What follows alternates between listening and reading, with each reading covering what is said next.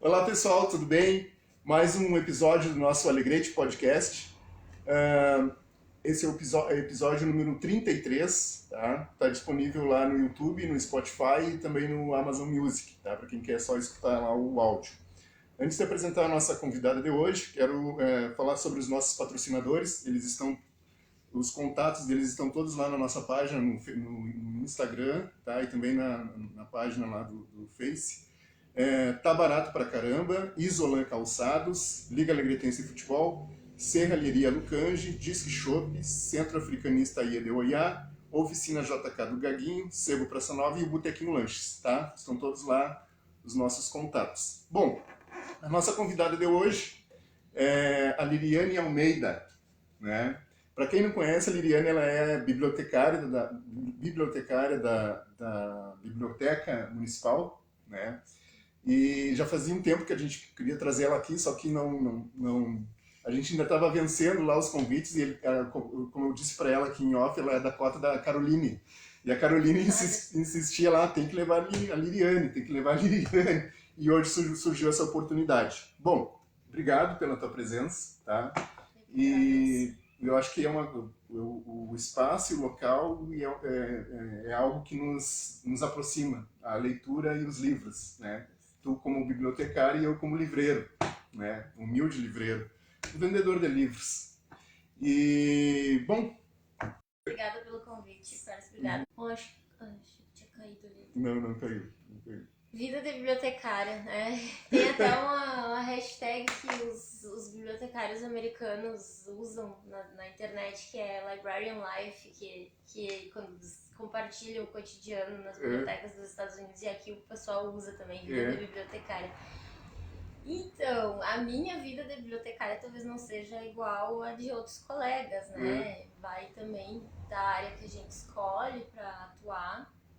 Eu me formei e atuo em biblioteca pública, foi uma escolha minha também, desde a faculdade. Trabalhei já no sistema de bibliotecas públicas do Estado, durante a graduação, na Biblioteca Pública do Estado também, lá no centro, na Matriz, na Praça da Matriz, em Porto Alegre. E foi uma experiência maravilhosa, assim, que desde lá eu escolhi para mim também, assim, O meu TCC foi com relação ao plano estadual do livro e da leitura aqui do Rio Grande do Sul. E lá na minha apresentação eu falei muito sobre essa biblioteca pública, mas na época eu jamais imaginava vir trabalhar aqui. Sim. Naquele momento em que a gente pensa, nunca vou voltar para Alegrete. E de repente a gente está aqui de novo. Né? Sim.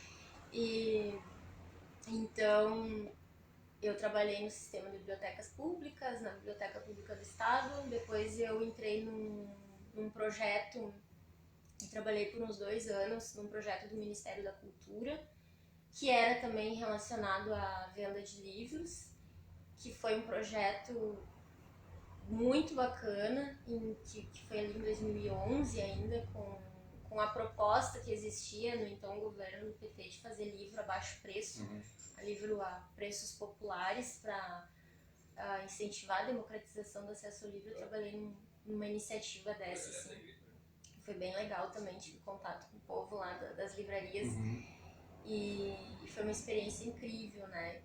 Que daí saiu um pouquinho da esfera, eu tinha contato com as bibliotecas, mas era mais assim relacionado à cadeia mesmo produtiva do livro e da leitura.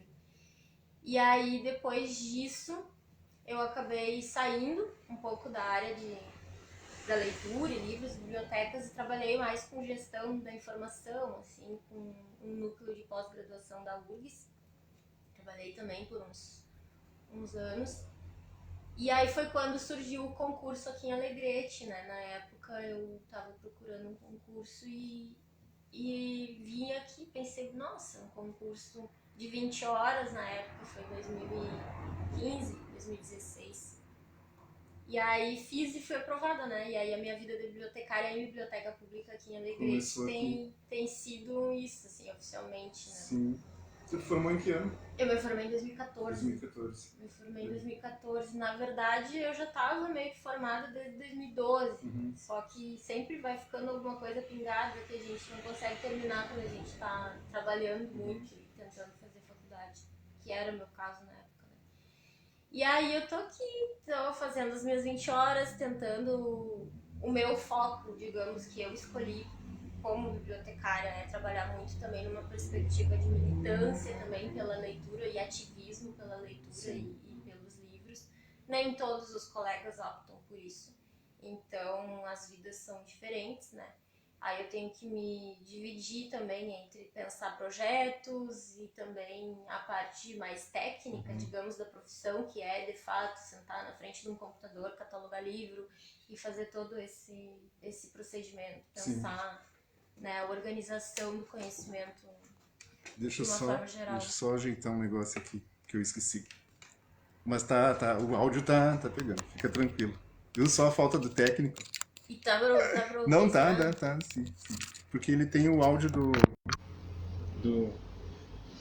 O áudio do... Agora quando eu tava falando... Agora ficou mais alto ainda. Não, mas tava pegando sim. Mas aí parece que as pessoas não estão ouvindo. Não, mas é que tem o áudio do celular. Do celular. Leonardo, onde é que tu tá? Ele deve estar assistindo já. Tá atrasado. Mas tem o áudio do... Então tá. Não, tá, fica tranquilo. Depois tu conta pro pessoal se não saiu. Não, saiu sim, pode ficar tranquilo. Então é um pouco isso, assim, essa vida de tentar projetos. Claro que 20 horas numa biblioteca pública de uma cidade como a nossa é pouco tempo, sim, né? Sim. Então, se fosse de acordo com todas as ideias e tudo que eu gostaria de fazer, nossa, tipo, só que não tenho perna pra tanto, né? Claro. Tu sabe que tu falaste sobre a questão da militância na área da leitura, né? Sim. E isso a gente vê pouco, não é em todo lugar que a gente vê isso. Bom, eu conheço vários livreiros em outros lugares, sebistas em todo o Brasil, assim, e a gente conversa muito sobre essa questão. Às vezes fica a cargo dos próprios livreiros fazer esse tipo de trabalho do que o pessoal da área, que é bibliotecário, que trabalha diretamente nas bibliotecas. É pouco visto isso, né? E aí, tipo, fica a cargo dos sebos fazer sarau de leitura, o encontro de autores, de pessoal que divulga literatura, né?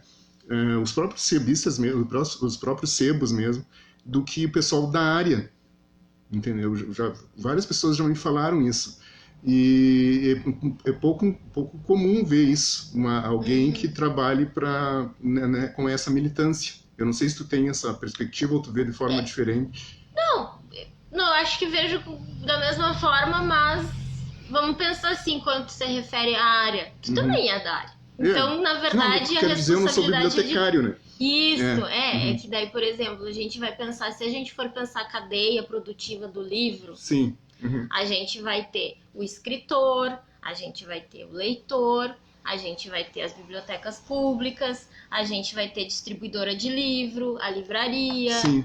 Tem todas essas instâncias, e a gente vai ter os bibliotecários, as bibliotecas públicas, e vamos ter, né, o que envolve tudo isso, a política, né, que faz todo esse processo desde a produção até a comercialização, a venda, e também, quando não há venda, o acesso gratuito via biblioteca, né, que também demanda uma compra, né, embora a gente saiba que não há o investimento, mas deveria haver, né. Então, hoje parece que tá normal não ter recurso para comprar livro, mas é algo que, sim, tanto que se a gente for levar em consideração as livrarias, o mercado livreiro ele é muito fomentado justamente pelas compras governamentais, né? Sim.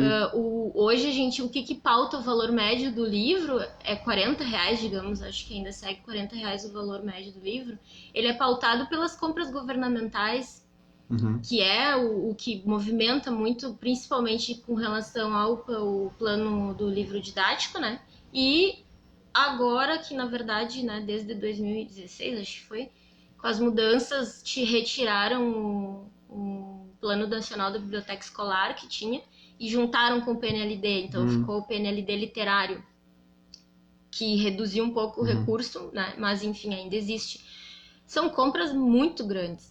E acaba que as livrarias e as editoras ficam muito dependentes também, às vezes, dessas compras governamentais. Então, se o governo não investe comprando livro para escola e biblioteca pública, o livreiro também perde.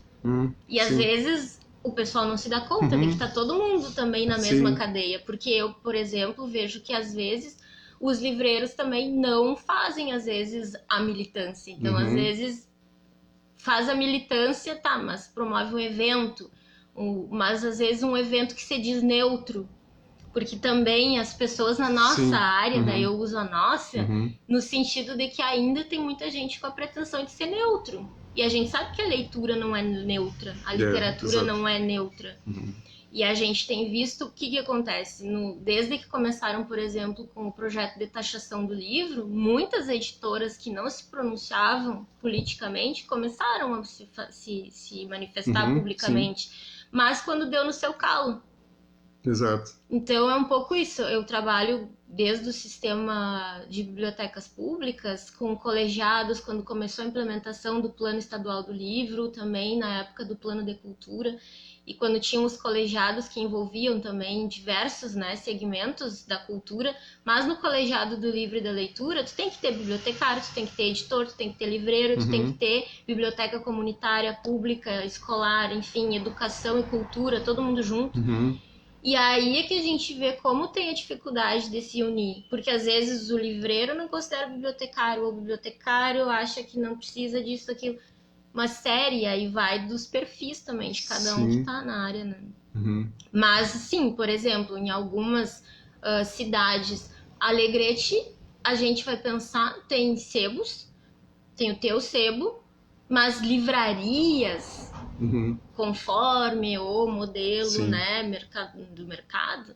Alegrete é uma cidade grande para o interior que não tem nenhuma livraria. Exato. E a gente vai pensar como é que se movimenta o mercado livreiro em Alegrete. Tem cidades menores que tem livraria.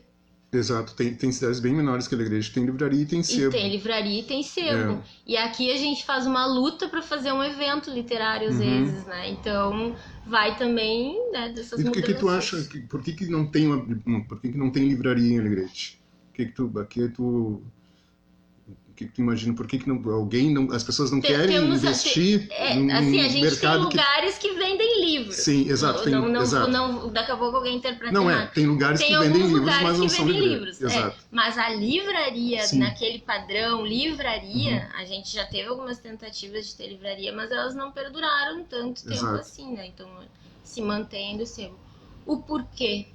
Me pergunto, eu acho que é um mercado que não é fomentado. Eu acho que a formação de leitores, porque aí tu tem assim, a formação de leitor, mas tu tem uma diferença entre a formação do leitor e o leitor comprador também. Sim. E aí, como é que a gente gerencia isso, né? Porque aí pode ter gente que diga, mas a biblioteca pública vai atrapalhar então as livrarias. Não, eu creio que não. Porque coisas, assim, né? tem várias, eu acredito, bom, já faz 10 anos, vai fazer 11 anos que a gente tem o sebo já. E aí eu vou estudando, vou conversando com as pessoas, vou vendo os sebos em outras cidades, conversando com outros livreiros, sabendo qual é a realidade deles em cada cidade. Cada um tem uma realidade, cada um tem uma perspectiva diferente do mercado, assim. Em alguns lugares as pessoas não investem em livraria porque o retorno é muito pequeno. Tipo, eles têm que dar um investimento bem alto para manter uma estrutura, aluguel, prateleira, estante, várias coisas, comprar o material, comprar livros, é bem caro para isso. E o retorno é bem pequeno. Algumas pessoas acham isso. Eu já escutei de alguns livreiros falarem isso, eu não invisto numa livraria porque... Ou de pessoas que até gostam de livros, né, têm relação com o livro, elas não abrem uma livraria. E o retorno é muito lento, e é realmente muito lento. Em outros lugares, já ouvi gente dizer que biblioteca... aqui tem uma biblioteca muito grande, muito boa, e se eu abrir uma livraria não vou conseguir vender. Não é verdade também. Né? Porque em Porto Alegre tem quantas bibliotecas e tem uma enormidade de sebos, né, de pequenas livrarias. Então também não é verdade por aí. Aí, né, com essa minha vivência de livreiro, de vendedor de livros, eu sou um mercador de livros. Eu gosto de dizer que sou um mercador de livros. É mais romântico. Apesar de não ser nada assim, essa vida não é romântica, ela é dura. É muito difícil se manter. É difícil se manter assim. Eu já passei poucas e boas nesses 10 anos assim. já tive vontade de fechar várias vezes. Imagina. Várias vezes. Mas eu não desisto pela paixão. Bom, mas a questão, eu vejo diferente, assim, é que a relação, eu criei uma estratégia. A minha relação com os meus clientes, que eu nem chamo de clientes, eu chamo de meus amigos que vêm aqui, as pessoas que são meus amigos, ou que compram livros aqui, desde a da época que eu tinha, que era na Praça Nova, que eu botei uma tabuinha lá, forrei e colocamos, tinha 30, 40 livros, desde aquela época, até agora estão comigo. Nunca me abandonaram, sempre vem aqui uma vez por semana, uma vez por cada 15 dias, vem me comprar alguma coisa.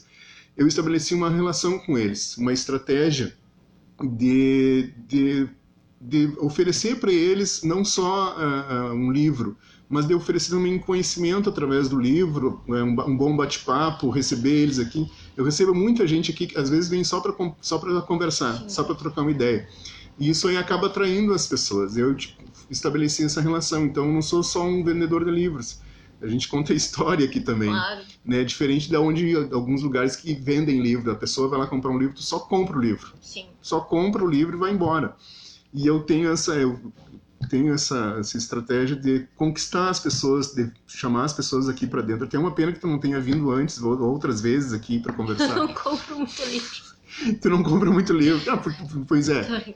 Mas assim, então as pessoas que vêm aqui, que estão sempre aqui comigo, e a gente já estabeleceu uma relação de amizade, assim, sabe? Porque um livro, além de contar uma história, tem uma história por trás do livro, né? De que forma que o livro foi confeccionado. Às vezes o livro já é usado, na maioria das vezes, que 90% é usado. Às vezes tem a história das pessoas que me vendem os livros, das pessoas que me doam um livro. Então Sim. tem várias histórias em torno disso. E isso aí cria uma atmosfera que atrai as pessoas para cá. E aí então eu consigo vencer essas barreiras. Entendeu? Mas te ouvindo falar, eu penso muito assim nas coisas principais, eu acho, pelo que a gente... Aí voltando um pouquinho assim na vida bibliotecária. Na minha área, a gente fala sobre os paradigmas, né? Na área da biblioteconomia, existia o paradigma do acervo, digamos assim, o paradigma custodial, que se chamava, que era relacionado à preservação. Boa tarde, senhor. Esse aí é o seu Léo. Ó, tudo Tá. bem. E aí a gente tem todo aquele imaginário do Humberto Eco, das bibliotecas medievais, enfim, tanto que o bibliotecário, tipo, é muito antigo, gente. Tipo, bibliotecário é uma profissão muito antiga. E aí tu vem desde os papiros, como é que tu conserva. E aí a minha área era muito focada para conservação. Então as instituições, biblioteca, museu, arquivo, que inclusive compõem a ciência da informação, elas são as áreas, né, relacionadas à preservação e memória. E aí, tu não tinha o que tu não tinha? Isso tudo que tu tá falando. Que é o convívio, são as pessoas, é a troca, porque tu focava só na preservação, porque os materiais, eles iam se deteriorando, e a humanidade estava, né, vendo frequentemente, tipo, destruição de bibliotecas, e a gente continua vendo, né, museu queimando, bibliotecas sendo, né, desvalorizadas, que é uma destruição. Depois de um determinado tempo, com a vinda, principalmente da tecnologia, a nossa área muda para o paradigma do usuário, digamos assim, que tá, mas a gente está preservando para quê? Porque um livro, já diria o Sérgio Sampaio, um livro na gaveta não serve, né? Lugar de poesia na calçada, né? Então, um livro parado na estante, ele necessariamente ele tem que ser lido, porque senão a preservação, ela, enfim, não, como um fim em si mesma, ela não tem. Então a gente passa então para o outro paradigma, que é essas instituições, elas precisam da relação com a pessoa. Sim. Sem as pessoas, o nosso trabalho não existe um porquê. E aí eu fico pensando o quanto também a gente tem uma diversidade inclusive de gostos, porque, por exemplo, leitor, nem todo leitor quer conversar, nem todo leitor. Tem gente que só quer ir bem quieto, pega o seu livro, lê quieto e deu, não quer falar com ninguém. Inclusive, muitas pessoas tão introspectivas e tímidas se encontram, né, a partir dos livros. E aí tu tem toda uma outra concepção também de comportamento, enfim. Só que aí tu tem as livrarias e as bibliotecas que trazem esse elemento do social, porque são lugares de sociabilidade. E aí, quando a gente não tem essa troca, é uma relação que fica muito pautada na compra e venda, né? E aí, o que hoje tu tem, por exemplo, isso que tu trouxe, assim, de vários livreiros trazerem que não vão investir? A gente não tá investindo mais na própria troca social. Eu penso muito hoje, os governos estão investindo em plataformas digitais e fechando bibliotecas. Como se uma biblioteca digital fosse substituir um espaço físico de sociabilidade e de troca do conhecimento, né? E troca da informação. E aí tu tem as livrarias. As livrarias, a questão é realmente, isso tudo que tu falou é caro, porque, por exemplo, assim, eu quero vir e comprar um livro. Tu, como livreiro, tu não vai encomendar 100 exemplares de um livro. Tu vai encomendar 2, 3, talvez tu venda. Então, quando eu trabalhei nesse projeto, né, do Ministério da Cultura, uma das maiores dificuldades que nós tínhamos foi por quê?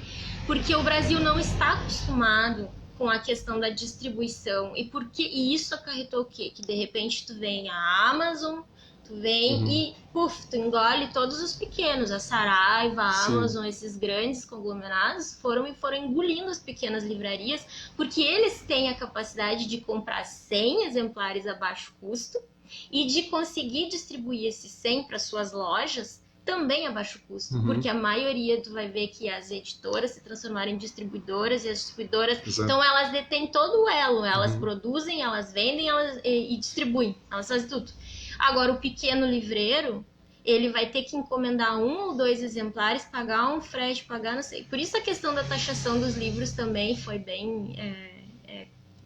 mexeu muito com essa parte das livrarias, porque se o mercado livreiro ele já está tendo, né, sofrendo consequências de toda essa falta de investimento, e aí tu tem ali a Amazon que tu simplesmente vai lá e entra e compra um livro, ou, né, a baixo custo, não paga um fretezinho ali, é muito mais simples. Só que aí a gente está se encaminhando para a falta de lugares de sociabilidade também, né? Onde é que as pessoas trocam sobre isso? Mas aí talvez eu digo que as pessoas não querem trocar nada mesmo. Aí eu vou entrar na minha parte pessimista com a humanidade. Não, mas eu também sou um pouco. Tu sucateia bibliotecas, porque tu não tem como oferecer uma programação cultural. Tu não investe em formação de leitor para poder ir numa biblioteca e nem para poder ir comprar um selo. E tu também não investe na troca cultural, porque as pessoas também não sentem necessidade de ir lá conversar e sentar para trocar algo. Porque e aí esses espaços acabam se fechando, O que deveria ser um lazer, por exemplo, e isso é uma coisa que também já tem de todas as questões de manifestação da arte, também a gente fala muito da literatura, meu Deus, é um bálsamo. Nem sempre a literatura é um bálsamo. E às vezes tu pensa assim, a pessoa só quer entrar no Instagram e se alienar. Agora, talvez Guerra dos Tronos, tipo, deu um nó na cabeça, sei lá, e ninguém quer, às vezes, dar um nó na sua cabeça. Então, a leitura, o filme tá ali pronto, te emociona, acabou. Mas a leitura em si, como tu fica muito com o teu ela, às vezes, pode ter desencadeado também outras coisas que as pessoas não estão afim. Isso. E tu sabe, falando sobre o filme, né? O filme ele tem uma fórmula pronta, né? O nosso áudio tá bom? Compartilhou já? Chegou cansado, parece que tá dormindo, Léo. Tá. Tu sabe que o filme ele tem uma fórmula pronta, né? O filme ele tem esses filmes assim, ele começa de uma forma tranquila, ela tem um momento do filme que no ápice do filme e faz tu sentir, sabe, que tu tá tu te sente muito bem assistindo o filme. Tem um ápice do filme onde tu sente um conforto, assim, sabe? Sente que o filme é um bálsamo, né? Às vezes tu te sente assim, tranquilo assistindo um filme. Tem momentos que o filme cai, tu fica deprimido e depois tu sobe. Sentimentos vai para cima e para baixo, tu vai sentindo várias coisas ao mesmo tempo assistindo um filme. Isso aí parece que o teu cérebro se conforta com isso, né? Aí os filmes às vezes têm um final assim surpreendente, que aí tu te sente bem com aquilo, né? Com aquele final estupendo do filme, aquela coisa, o mocinho sempre vence no final, a gente se sente bem, é uma fórmula que parece que controla as pessoas, Mas a ficção é para isso, pra gente se controlar. Não, claro, mas a leitura tem outra questão bastante diferente disso. A leitura ela serve para tem outras situações que a leitura que serve, principalmente para a questão de socializar. A gente conversa sobre filmes também, a gente troca com filmes, né? Ah, eu assisti tal filme, eu senti isso, eu gostei, eu não gostei, o ator é ruim, o ator é bom. Mas a leitura é diferente. A leitura ela te proporciona sensações diferentes, é isso que eu queria falar. Certo, porque, como eu disse assim, elas são experiências estéticas diferenciadas, exato. né? São leituras diferentes da arte, né? Então, tipo, esse livro mesmo aqui foi pro cinema, né? Todo mundo assistiu. Mas eu tenho absoluta certeza que as sensações que a leitura desse livro nos traz é outra, é bem diferente do livro. Bem diferente. Exato, mas é que o ser humano ele precisa ter contato com todas essas experiências estéticas, de eu olhar um quadro, aí às vezes a pessoa vai, mas não entendi o que o pintor tal, porque às vezes a gente escuta, né, mas pra que o fulano tá lá naquela parede do museu, porque aquilo lá até meu filho, o desenho é melhor. Bom, é porque são experiências estéticas, né, e eu acho assim... Claro que se a gente vai entrar na discussão de arte, enfim, não é o propósito, mas a gente precisa ter contato até para discernir o que me encanta mais ou o que não. Porque, por exemplo, eu sou uma pessoa que leio, mas eu não olho série, e eu não vou desmerecer a série e nem o filme, mas tem gente que tem uma outra relação com a estética do cinema, tem gente que tem uma outra relação com a estética da pintura, da música. São experiências que nos aprimoram como ser humano. Só que a gente precisa... O problema é que a gente não está tendo contato com essas experiências, né? Cada vez... se a gente for levar em consideração o tempo que uma criança hoje tem no celular, qual é a experiência estética, sensorial que ela tem? Tu sabe que eu assisto série, mas por um outro sentido. Já até conversei com algumas pessoas sobre isso. Eu sou de uma geração dos anos 70, 80, e a gente só tinha aqueles enlatados americanos. Era só o que a gente tinha acesso. Os filmes de sessão da tarde e no cinema era só o que a gente assistia. E agora com essas plataformas, tem muitos outros filmes de outros países, de outros continentes, e eu assisto justamente em função disso, de perceber de que forma que eles enxergam o mundo através do cinema. E aí eu tenho assistido muitos filmes franceses, italianos, suecos, até indianos. Então eles têm uma outra visão de mundo, assim. E eu assisto em função disso, de saber, de aprender sobre a cultura deles, de que forma que eles enxergam o mundo. E porque isso não era, a gente não tinha acesso. Não tinha acesso, não era oferecido isso. Raramente alguma TV aberta aí apresentava um filme italiano pra gente assistir, um filme francês, era raro, muito raro. E mesmo assim, quando a gente tem... Eu nasci também na década de 80, né? E eu não sou tão nova assim, também já tô quase nos 40. Não, mas eu sou bem mais velho que tu. E aí eu penso assim, o quanto também a gente já estranha, por exemplo, uma estética fotográfica de um filme italiano. Exato, que é uma outra concepção diante dos nossos enlatados da sessão da tarde. Exato. E isso se reflete até, por exemplo, na leitura, porque tu tem, assim como tu disse que tem essas histórias meio que com enredo, tanto que tem aí as editoras que encomendam, né? A história tem que ser assim, assado, que é justamente de acordo com um roteiro padrão, que é o que vende. Né? Existe a fórmula do best-seller, existe a fórmula do romance, enfim. E eu não vou desmerecer, não vou entrar no mérito de desmerecer nenhuma leitura nesse sentido, mas até me perdi agora, a questão da literatura infantil. Na minha época não tinha, tipo, a literatura infantil como a gente vê hoje também. Eu tinha a história da Turma da Mônica e, quando muito, eram os livros, assim, os livros infantis eram... Eu lembro aquelas coleçõezinhas que as figuras eram tipo com massinha de modelar e as fotos eram a ilustração. Só que hoje tu tem uma experiência que, tipo, um livro infantil ele é quase uma obra de arte, porque os ilustradores de livro infantil eles fazem coisas fantásticas, com materiais, com pintura, com técnicas, que aí tu olha o livro infantil, às vezes tu pensa que até, tipo, aquilo ali foi feito, sei lá, no computador. Mas quando tu olha um original de uma ilustração de um livro infantil, que às vezes é um negócio gigantesco, minuciosamente feito, é uma obra de arte aquilo. E aí, o que tu tem quando tu oferece, às vezes, um livro que tem uma estética um pouco mais relacionada à arte? Muitas crianças rejeitam, acham estranho, não querem, ou as professoras não oferecem, às vezes, no colégio, porque é uma experiência estética, porque a estética das crianças também está muito moldada pelos filmes da Disney. Sim. Que tem uma concepção da princesa loira, da princesa com os olhos assim, e tu vai ver agora até os filtros do Instagram, as crianças usam aqueles filtros que dão tipo um formato mais arredondado. Sim. A própria estética do mangá é algo relativamente novo, porque também é uma estética diferenciada, mas quem curtia Cavaleiros do Zodíaco eram poucos, entre aspas, naquela época, porque era já uma estética que não era muito... A estética que na época dos anos 80 era Ursinhos Carinhosos, era uma coisa mais...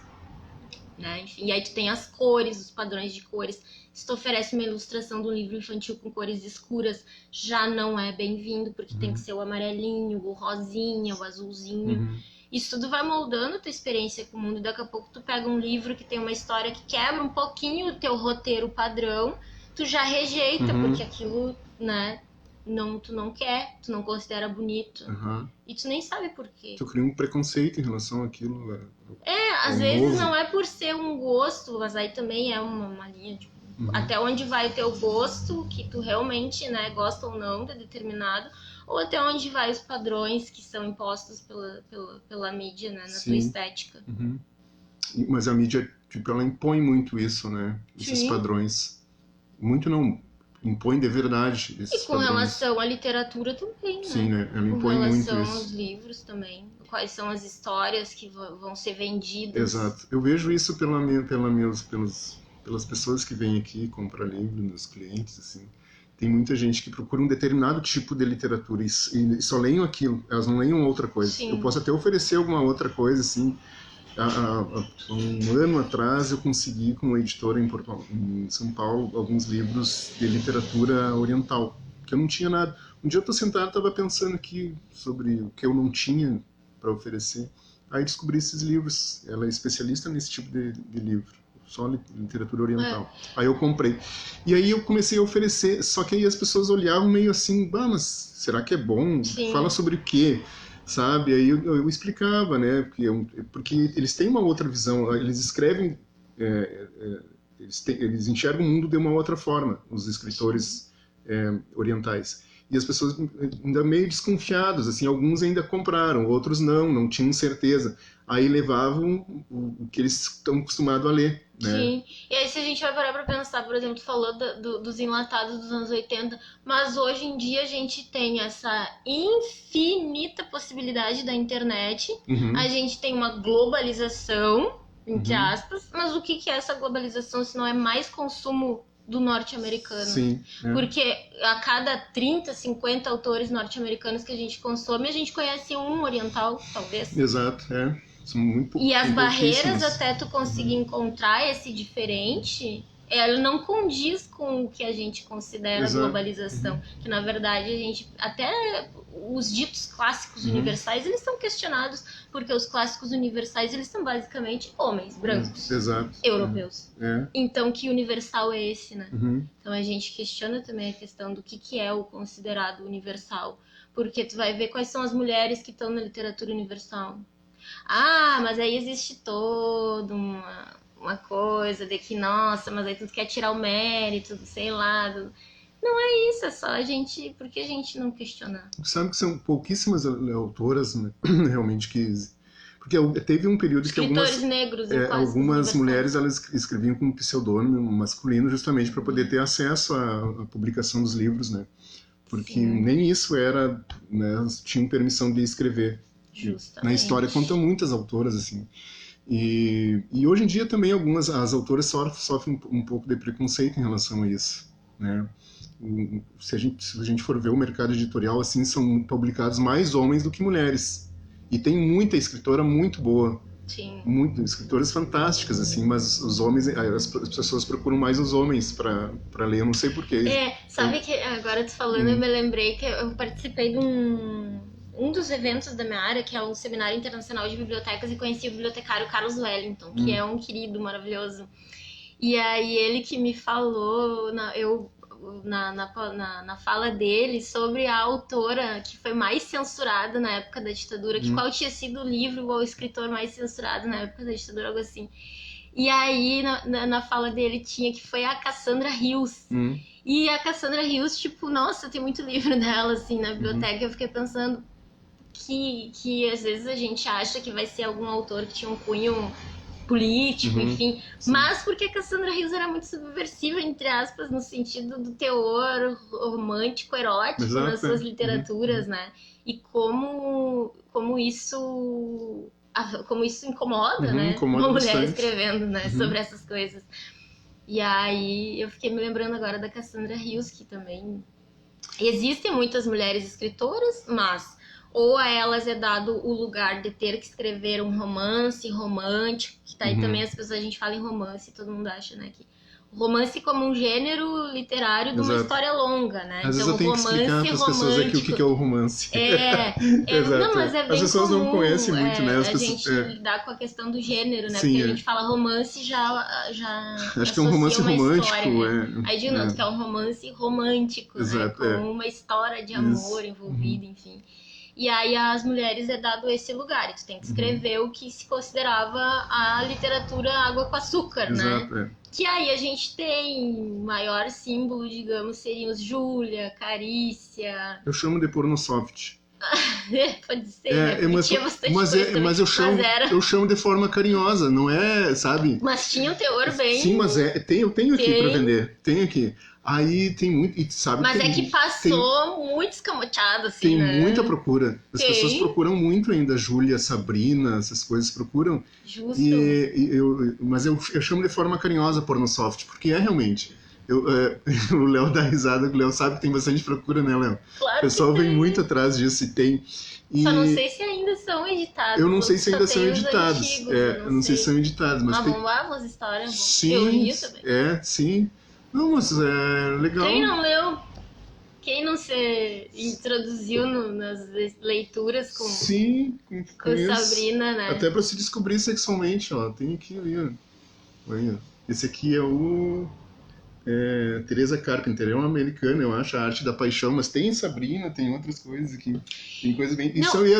São coisas boas, não é? E me lembrei desses e das leituras Jéssica, essa aqui é a Jéssica. Jéssica, viu? Esse aqui, Labirinto do Coração. Se não tem o que no L, não tem. Mas é legal, cara. E tem uma faixa etária das pessoas que procuram isso também. Tem, né, Léo? Claro. Tem uma faixa etária, né? Mas e elas gostam e conversam sobre isso, sabe? O que eu mais gosto é disso, das pessoas que leem e vêm conversar sobre isso. Super enredo, são umas histórias, super dramas familiares. Sim, exato. Nossa, não é tipo uma coisinha. Mas é que eu acho que conseguiu passar, assim, porque tu olha, tu não dá nada, né? Sim, exato, E tu sempre tem uma história. Tem um livro, aquele A Carne também, que até uma época foi proibido, né? Porque a igreja proibiu o livro. Não é? Do Júlio Ribeiro. Mas é o da onde é? A Carne. Paraguai, não é? Não. Mas é daqui, não é do Brasil, né? O Júlio Ribeiro é brasileiro. Não, então tem outro autor que é A Carne. Com o mesmo tipo. Esse livro foi proibido uma certa época porque estava excitando muitas guriazinhas. As guriazinhas estavam lendo e elas liam escondidas. Eu li em algum lugar. E elas liam escondido porque elas era picante, né, para a época. E as meninas elas não podiam ler aquilo, né? Imagina, que bobagem. Eles achavam que elas iam, né, virar mulher da vida. Eu vi em algum lugar, um artigo eles sobre isso. Eles achavam que elas iam ser felizes. Eu acho que não sim. Podia. Porque ali a personagem do livro, ela tá rompendo muitas barreiras da sexualidade dela, e para a época eles achavam um horror isso, né? Só que tem pessoas que ainda têm preconceito com a leitura, muito, tem às vezes com alguns autores e alguns gêneros, isso tem, porque teve uma época que virou muita moda não gostar de Paulo Coelho, e eu gosto muito do Paulo Coelho, e tem pessoas que ainda, olha, Paulo Coelho, teve gente que já teve crítico literário que chegou a falar que Paulo Coelho não era literatura, ou que não era bom. Por exemplo, nesse programa que eu participei, né, de compras governamentais, entre algumas pessoas, né, do cânone, enfim, que estavam decidindo, havia a questão que é muito tênue entre a curadoria e a censura, porque até que ponto tu direciona uma compra e até que ponto tu tá fazendo uma censura quando tu diz que determinado tipo não pode, é preconceito, é censura, é cerceamento, enfim. Tem algumas áreas que são bem complicadas de discernir o que é o que. Mas daqui a pouco, numa compra governamental, pode Paulo Coelho ou não, e algumas pessoas defenderam que não poderia ser utilizado o recurso público para comprar Paulo Coelho, só Machado de Assis. Mas e aí? E a diversidade, e a bibliodiversidade, né?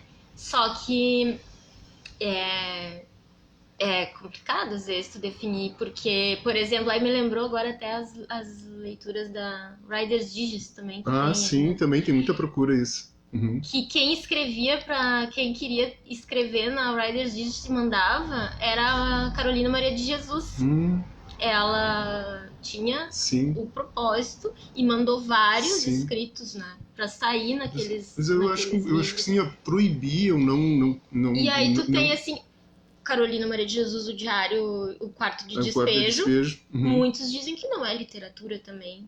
E aí, claro que tu vai ter que ter o desenrolar da crítica, e a crítica sempre vai, né, um aqui, dali, toma. Porque eu acho que a literatura, as pessoas têm que ter acesso a qualquer tipo de literatura. Mesmo que o crítico ou o ordenador da despesa lá vai a pessoa que vai ordenar a despesa lá, ela tem que ver com uma outra, porque ela não pode ela achar que as pessoas não vão gostar daquele tipo de literatura, ou que ela vai investir um dinheiro em literatura de baixa qualidade. Eu acho que quem tem que ter essa percepção é o leitor que tem que ver. Porque eu acho que, por exemplo, assim, você lembra aquela Bienal do livro que proibiram alguns livros lá, que o Eduardo Paes proibiu alguns livros no Rio de Janeiro? História em quadrinho? Que fala... Por causa da questão LGBT. Exato, Eu acho que é muito importante esse tipo de debate, e a literatura faz isso. A gente precisa também oferecer para as pessoas esse tipo de literatura para que elas possam se encontrar na literatura, porque às vezes falta alguém para conversar, às vezes ela não tem estrutura familiar que possa conversar sobre isso, sobre a questão da sexualidade, e ela pode encontrar na literatura esse tipo de coisa. Mas aí é que eu faço contraponto, porque se a gente sabe que a literatura não é neutra, daqui a pouco, ao invés de pegar um livro que ajuda ela, é um livro que às vezes faz um desserviço, porque se a gente for considerar que toda leitura... Porque, sim, a gente sabe que existem muitos livros com histórias muito conservadoras, né? Sim, bastante, vários. Gente, tipo, é muito louco pensar isso, Naquele dia, aquela vez que deu esse problema com o Eduardo Paes, lá tinha até eu compartilhei um meme lá, um fiscal da prefeitura perguntando: recolhe todos os livros, prefeito, eles, não só os que me dão tesão. Verdade. Só os que me dão tesão. Porque eu achei um absurdo aquilo, aí tinha até Machado de Assis proibido. Tinha uma lista enorme de livros proibidos. Sim, mas se tu for parar pra pensar, gente, se a gente for levar em consideração esse crivo, por exemplo, da sexualidade e de temas, Jorge Amado, ninguém nunca mais vai ler. Pois exato. Pronto, ninguém mais lê a Jorge Tieta Amado. do Agreste. Só que as pessoas, elas são contraditórias, porque daqui a pouco tu tá lá elogiando Jorge Amado e do outro lado tu tá lá fazendo um pronunciamento contra XYZ, que não é coerente com, às vezes, com o teu próprio gosto literário. Sim. Então não tem, né? O ser humano é contraditório por natureza, talvez. Sabe, algumas contradições são vendo por esse lado, assim, teve um período da minha vida que eu gostava muito de poesia. Eu lia muita poesia, escrevia. Depois que eu parei de escrever, eu parei de ler poesia. Mas não que eu não deixe de gostar de poesia. Tem poetas muito bons, mas ainda eu não leio mais como eu lia antigamente, mas ainda gosto. Mas e alguns autores brasileiros, que são poucos, que tenho aqui. Eu tenho mais autor de outros países do que brasileiros propriamente dito. São poucos, assim, porque o mercado investe muito em autores brasileiros, muito pouco. Sim. Por isso que eu sempre digo para as pessoas, quando a pessoa diz que não gosta de Paulo Coelho, aí eu falo sobre essa questão, porque a gente precisa incentivar os leitores brasileiros, porque tem muita gente boa. Sim. Às vezes a pessoa compra um livro, um best-seller aí, e às vezes é só um nome, às vezes eles contratam os escritores fantasmas lá para escrever por eles, e tem vários assim, tem vários Mas aí tu pega, assim, por exemplo, a relação, né, se tu for pegar os filmes norte-americanos que tem protagonista e escritor e vai pegar os brasileiros com protagonista e escritor, a gente tem muito filme norte-americano que se baseia numa editora, a mulher é editora, o cara é escritor, a mulher é escritora, e não vou nem dizer assim, eu já vi muitos que as mulheres são protagonistas, escritoras ou donas de revista, bem comum isso. O Diabo Veste Prada, sabe? Tem filmes que são maravilhosos, assim, nesse sentido que o mundo gira em torno de algo relacionado ao livro e a alguma revista, alguma coisa. Sim. E no Brasil, o que a gente tem?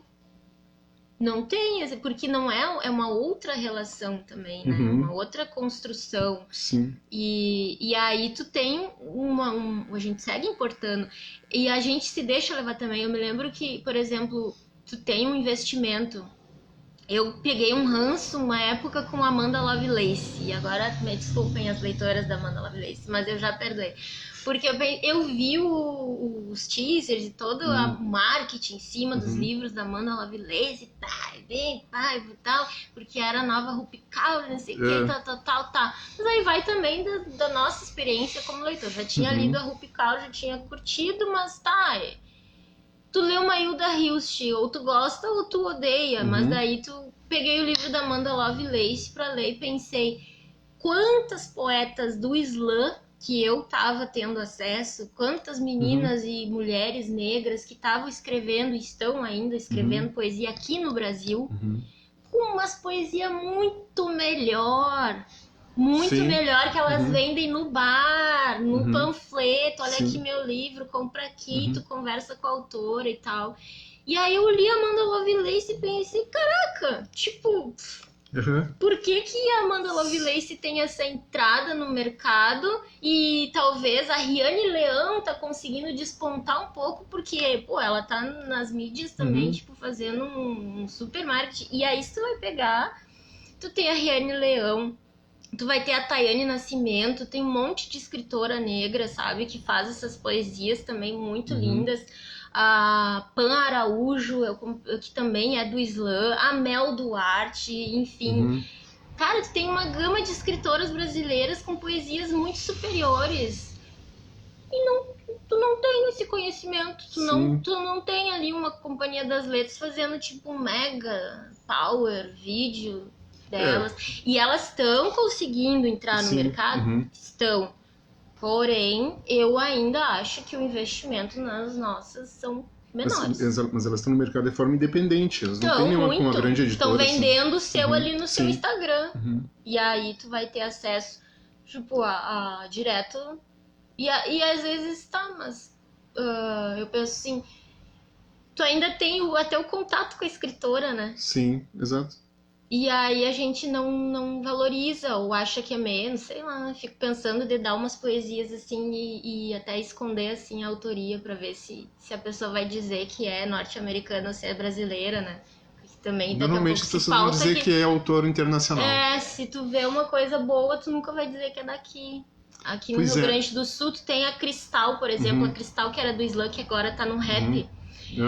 A Cristal, já vi. A Cristal é muito massa, sabe? Ela fez umas poesias lindíssimas dentro dos Islã. Eu já fui até jurada de Islã lá em Porto Alegre, do Islã das Minas. E tem umas mulheres muito, muito, muito boas. Só que estão fazendo seu corre por conta, porque... Sim. Aproveitando para divulgar, na Feira do Livro vai ter o pessoal do Poetas Vivos, que é um grupo também que faz e tem umas mulheres. É de lá de Porto Alegre. É uma galera do Islã, vai estar na Feira do Livro. Joia. Vão fazer oficinas. Dá pra aproveitar? Claro, com certeza. Então agora a gente vai ter a Feira do Livro, senão a gente fica aqui, né? E eu não faço divulgações. Não, tu vai fazer. Mas o Léo escreve poesia. O Léo é poeta. Escreve poesia. Tu escreve poesia também? Eu parei já. Eu escrevia mais. Sabe que tu sabe que teve um período que eu escrevia bastante poesia. Escrevi. Mas eu teve uma ocasião que disseram que a minha poesia era muito bagaceira. Sério. Não tô brincando. Pode ser que seja, se a crítica disse, tá dito. Mas não era. Não era.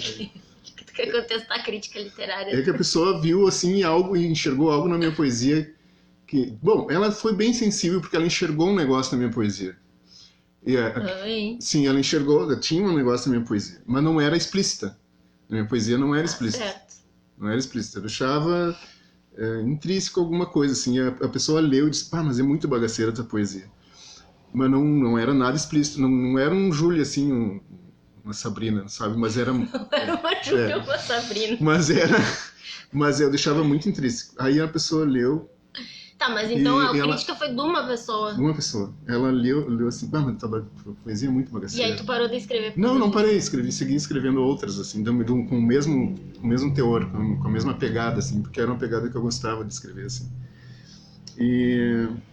Mas estou escrevendo, na poesia eu não escrevo mais, estou escrevendo aquele livro, lembra que eu fui num evento que teve no Coletivo uma vez? Acho que foi o único que eu fui também, que eu não fui mais nos encontros da Sociedade Literária. Eu fui só uma vez, daí eu não... Eu escrevi, aí estou escrevendo, assim, aí eu tenho uma pegada meio sarcástica. Eu escrevo de forma... Eu passei para minha irmã dar uma lida no meu original, que não está pronto ainda. Ela deu uma olhada e disse, mas tá com uma pegada muito Bukowski, mas eu nunca li Bukowski. Nunca li Bukowski. Daqui a pouco vai ler? Porque não tive oportunidade, eu tive que já teve livros dele aqui para vender. Sim. Mas ela leu e disse, mas tu tá com uma pegada um pouco meio Bukowski, assim, porque é muito irônico, eu escrevo de forma muito irônica, assim, eu acho que algumas pessoas não agrada meu tipo de escrita. Pode ser, porque nem todo mundo agrada a todos, né? A gente não vai agradar todo mundo, né? Isso é verdade. Mas é que eu sou muito sentimental com as minhas coisas. Aí eu, levo pro pessoal. Aí tu tem que fazer... Eu tenho que fazer terapia em relação a isso. Faz um ghostwriter, daí coloca mas pseudônimo. Mas sabe que escrever é bom, né? Por exemplo, se eu colocasse no meu texto, eu botasse o nome americano, talvez as pessoas vão, que legal, sabe, um autor americano. Tem gente que faz essas experiências, né? Exato. Não, mas tu escreve alguma coisa ou não? Eu escrevia de Instagram também, de Facebook, agora eu parei. Eu tive um conto publicado numa revista... De uma escritora até, que é a revista La Loba, que é da escritora Carolina Panta, daqui também, que é um lindo, quem quiser procurar também, curte. Ela tá fazendo um trabalho muito legal, assim, com essa revista literária focada só para escrita de mulheres. E aí para mulheres que nunca escreveram também, porque... Sim. A gente brinca que é no sentido de que o pior escritor homem, ele ainda tem um ego maior do que qualquer mulher que escreva muito bem, porque a gente vê aí que a crítica com relação aos escritos das mulheres, ela é bem mais pesada. Sim, com certeza. E também, às vezes, é por uma questão de reprodução, às vezes, entre as próprias mulheres, mas eu não justificaria que somos piores com nós. Acho que também é uma coisa que a gente aprendeu, e é isso, assim, se tu pega ali uma mulher que escreve, nunca se animou a escrever, ela é super insegura, as mulheres estão sempre se pedindo desculpa porque não escreveu, não tá bom, talvez eu tenha que arrumar, e aí tu pega o escritor mais medíocre que seja e ele vai chegar e vai dizer, pai, o meu livro é foda, meu livro é muito bom, e aí os homens publicam e as mulheres não. E aí, é isso que acontece, gente. Então, não dá pra... Mas é aí que tá, justamente por isso, porque isso aí já vem de muito tempo, porque as mulheres que publicavam com pseudônimo justamente com medo do julgamento da sociedade. Porque a gente tem uma nossa sociedade extremamente machista e conservadora, né? Porque as pessoas têm dificuldade de ver uma mulher ocupando um espaço que é estritamente masculino. Por exemplo, assim, na Academia Brasileira de Letras, quantas mulheres tem? Ninguém sabe, né? Tem mulheres lá, mas são pouquíssimas. A primeira foi a Nélida Pion. Isso, mas são pouquíssimas. E a Conceição não pôde entrar. Exato, então são pouquíssimas mulheres na academia. Porque é um lugar extremamente masculino. Né? E aí eu digo isso porque quando pergunto, toda vez que um homem perguntar para uma mulher, ou uma mulher pergunta para outra mulher, tu escreve? Aí a gente, talvez, não sei. Então, assim, escrever, assim, uma coisa sistematizada, não escrevo, tu perguntou, mas escrevo Sim, é. Não com o intuito de E isso publicação, aí reflete nas editoras, que só publicam homens, raramente publicam uma mulher. Se a gente for ver todos os livros que nós temos aqui, a maioria são de homens, não são de autoras mulheres. Sabe que lá no acervo da biblioteca eu vejo muita autoria de mulheres, mas ainda no sentido daquele lugar que foi determinado. Então eu acho que ainda falta, porque a gente tem muitas mulheres que publicaram também, né? E é isso. Só que vai sendo invisibilizada essa produção. E outra coisa também, os personagens dos livros. Sim. A maioria são personagens homens. Não tem, homens brancos, sim, da classe média. Exato. Né? Não tem personagem. São raros que a personagem é uma mulher. A personagem central é uma mulher, que a história gira em torno de uma mulher. São poucos. E inclusive tem aquele teste. Eu esqueci o nome do teste agora. Mas enfim.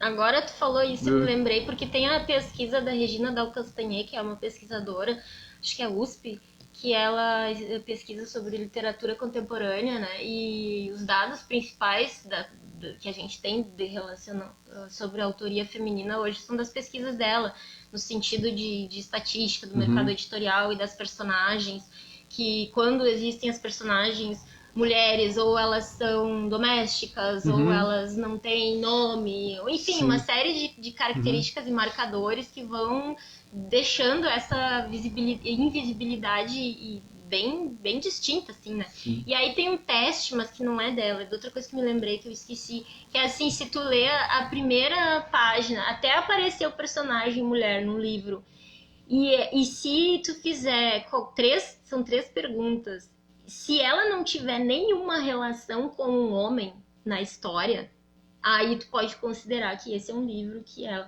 Porque a maioria, tipo assim, quase 100%, quando chega a descrição de uma personagem mulher, ela tá sempre relacionada a alguma coisa com algum homem.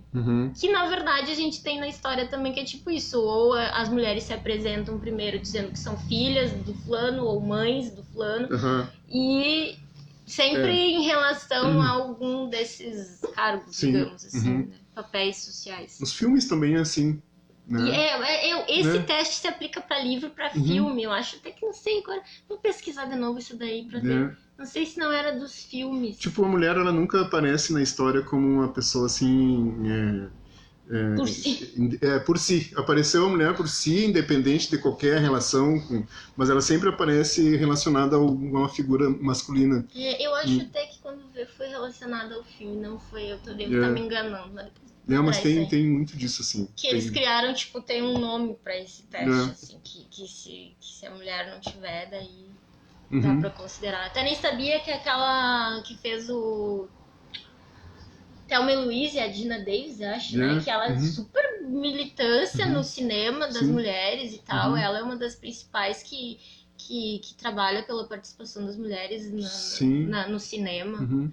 Não sabia disso, fiquei sabendo. Sim, Bom, acho que é Dina Davis. Tu tá fazendo mestrado agora? Tô fazendo mestrado, entrei no mestrado das penas, tá apanhando o negócio do mestrado. Na URGS. Isto, eu passei no mestrado em Ciências da Informação, que é, como eu tinha dito antes, que é o que abraça essas áreas de arquivo, museu e biblioteconomia, né? Sim. Que estão relacionados às Começou áreas esse ano de... agora? Hã? Começou esse ano. Comecei esse ano. Tá. Aí eu vou pesquisar relacionado à informação, desinformação relacionada às culturas indígenas, né? Sim. Ainda tô vendo os caminhos, assim, porque desde um pouquinho antes da pandemia eu me conectei com um grupo da Unipampa, né, que trabalha com as questões de culturas indígenas, que tem o curso de aprendizagens interculturais em educação, com a Maria Cristina, o Honório, o pessoal todo lá da Unipampa. E foi está sendo uma experiência muito legal mesmo, assim, e aí eu optei por pesquisar questões relacionadas à Lei 11.645, né, que é de inclusão no currículo da história afro e indígena, mas focada mais para a questão indígena, assim, no currículo. E na área da educação, né, com os professores que trabalham com uma educação focada para as relações étnico-raciais e uma educação antirracista. Massa. E agora, então, aí antes da feira, no dia 13 e 4, a gente vai ter o primeiro seminário de educação étnico-racial, focado para professores do município e também para outros que tiverem interesse. Deve estar saindo, se já não saiu a divulgação a programação. agora. Aí o seminário é 13 e 4, são com vagas, né, para rede municipal e do estado e privadas. Agora eu vou dar uma... 13 e 4 seminário, daí eu termino o seminário no dia 4 e inicia a feira, daí a tardinha, daí a feira vai até o sábado, dia 8. O FAC mudou a data do FAC. 8 ou 9? Então, isso saiu agora também, não porque sabia seria dessa 8. operação. Nós vamos divulgar essa. Se já não era, seria já pra 8 ter e saído. 9, né? 9 é domingo. Isso, mas porque o FAC era junto com a feira 8 e 9.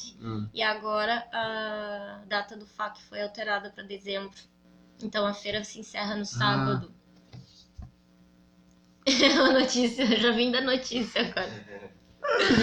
Aí a feira se encerra no sábado. Começa na terça e termina no sábado. Isso. Começa na terça e termina no sábado. Fazer o quê? Tá. Que notícia triste pro meu Deus. Não, mas é que não... Bom, mas tudo bem. Passou pra dezembro. Isso. Tá bem. Tá, mas fazer o quê? Mas vai estar muito legal. Quanto mais dias, melhor. Sabe que para livreiro, quanto mais dias, melhor, né? A gente tem mais um dia de venda. Mas aí provavelmente vocês já podem na terça-feira, né? Eu acho que a gente vai fazer o sorteio na segunda dos terça, estandes. Quarta, quinta, sexta, sábado, 5 dias. 5 dias. 5 dias de fazer feira. Tá bem. Tá. Podia ser. A minha vontade é que a feira fosse umas 2 semanas, assim, tá? Nossa! Seria massa, 2 semanas de feira, tá? Seria espetacular. E aí vocês vão estar lá, né? Sim. No stand. Já faz o quê? Tem que fazer um sarau lá, alguma coisa também. Faz uns 8 anos que a gente participa direto, assim. Aqui em Alegrete eu tô há 6. Falhou nesses 2 anos de pandemia que não teve. Eu fui embora daqui em 2007. Depois porque eu fui embora daqui e eu achava que não tinha nada aqui. Sei lá, e aí eu acho que todas as coisas começaram a acontecer depois que eu fui embora. E eu voltei em 2001 pra cá. Não, mas sempre Alegrete sempre teve. Pra quem cata, sempre tem alguma sempre coisa tem. Tu sabe que assim, eu não... Alegrete é especial. Não, Alegrete é uma coisa assim que esse rapaz tava indo embora agora, né? Deu baixa do exército, tava indo embora.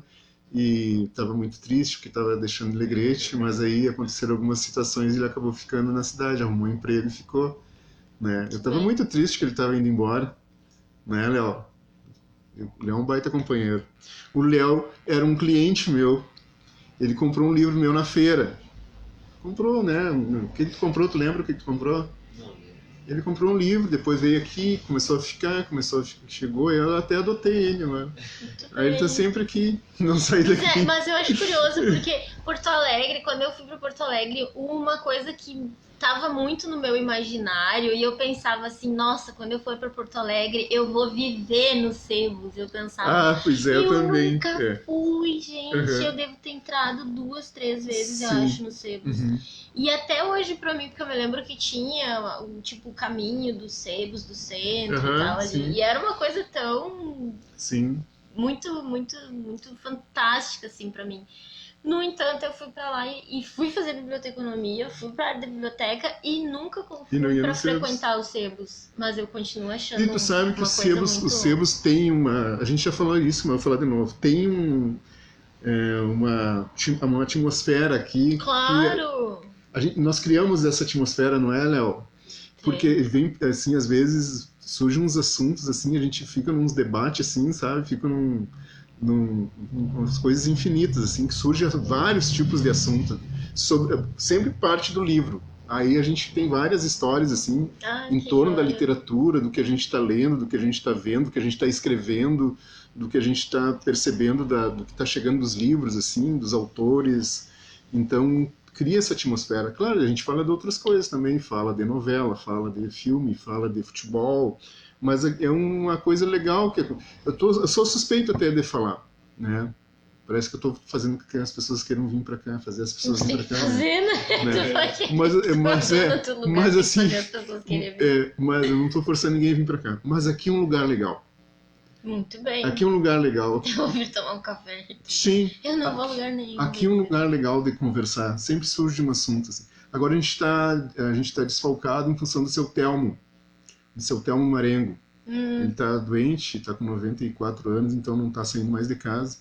Mas ele vinha me visitava aqui 2 vezes por dia.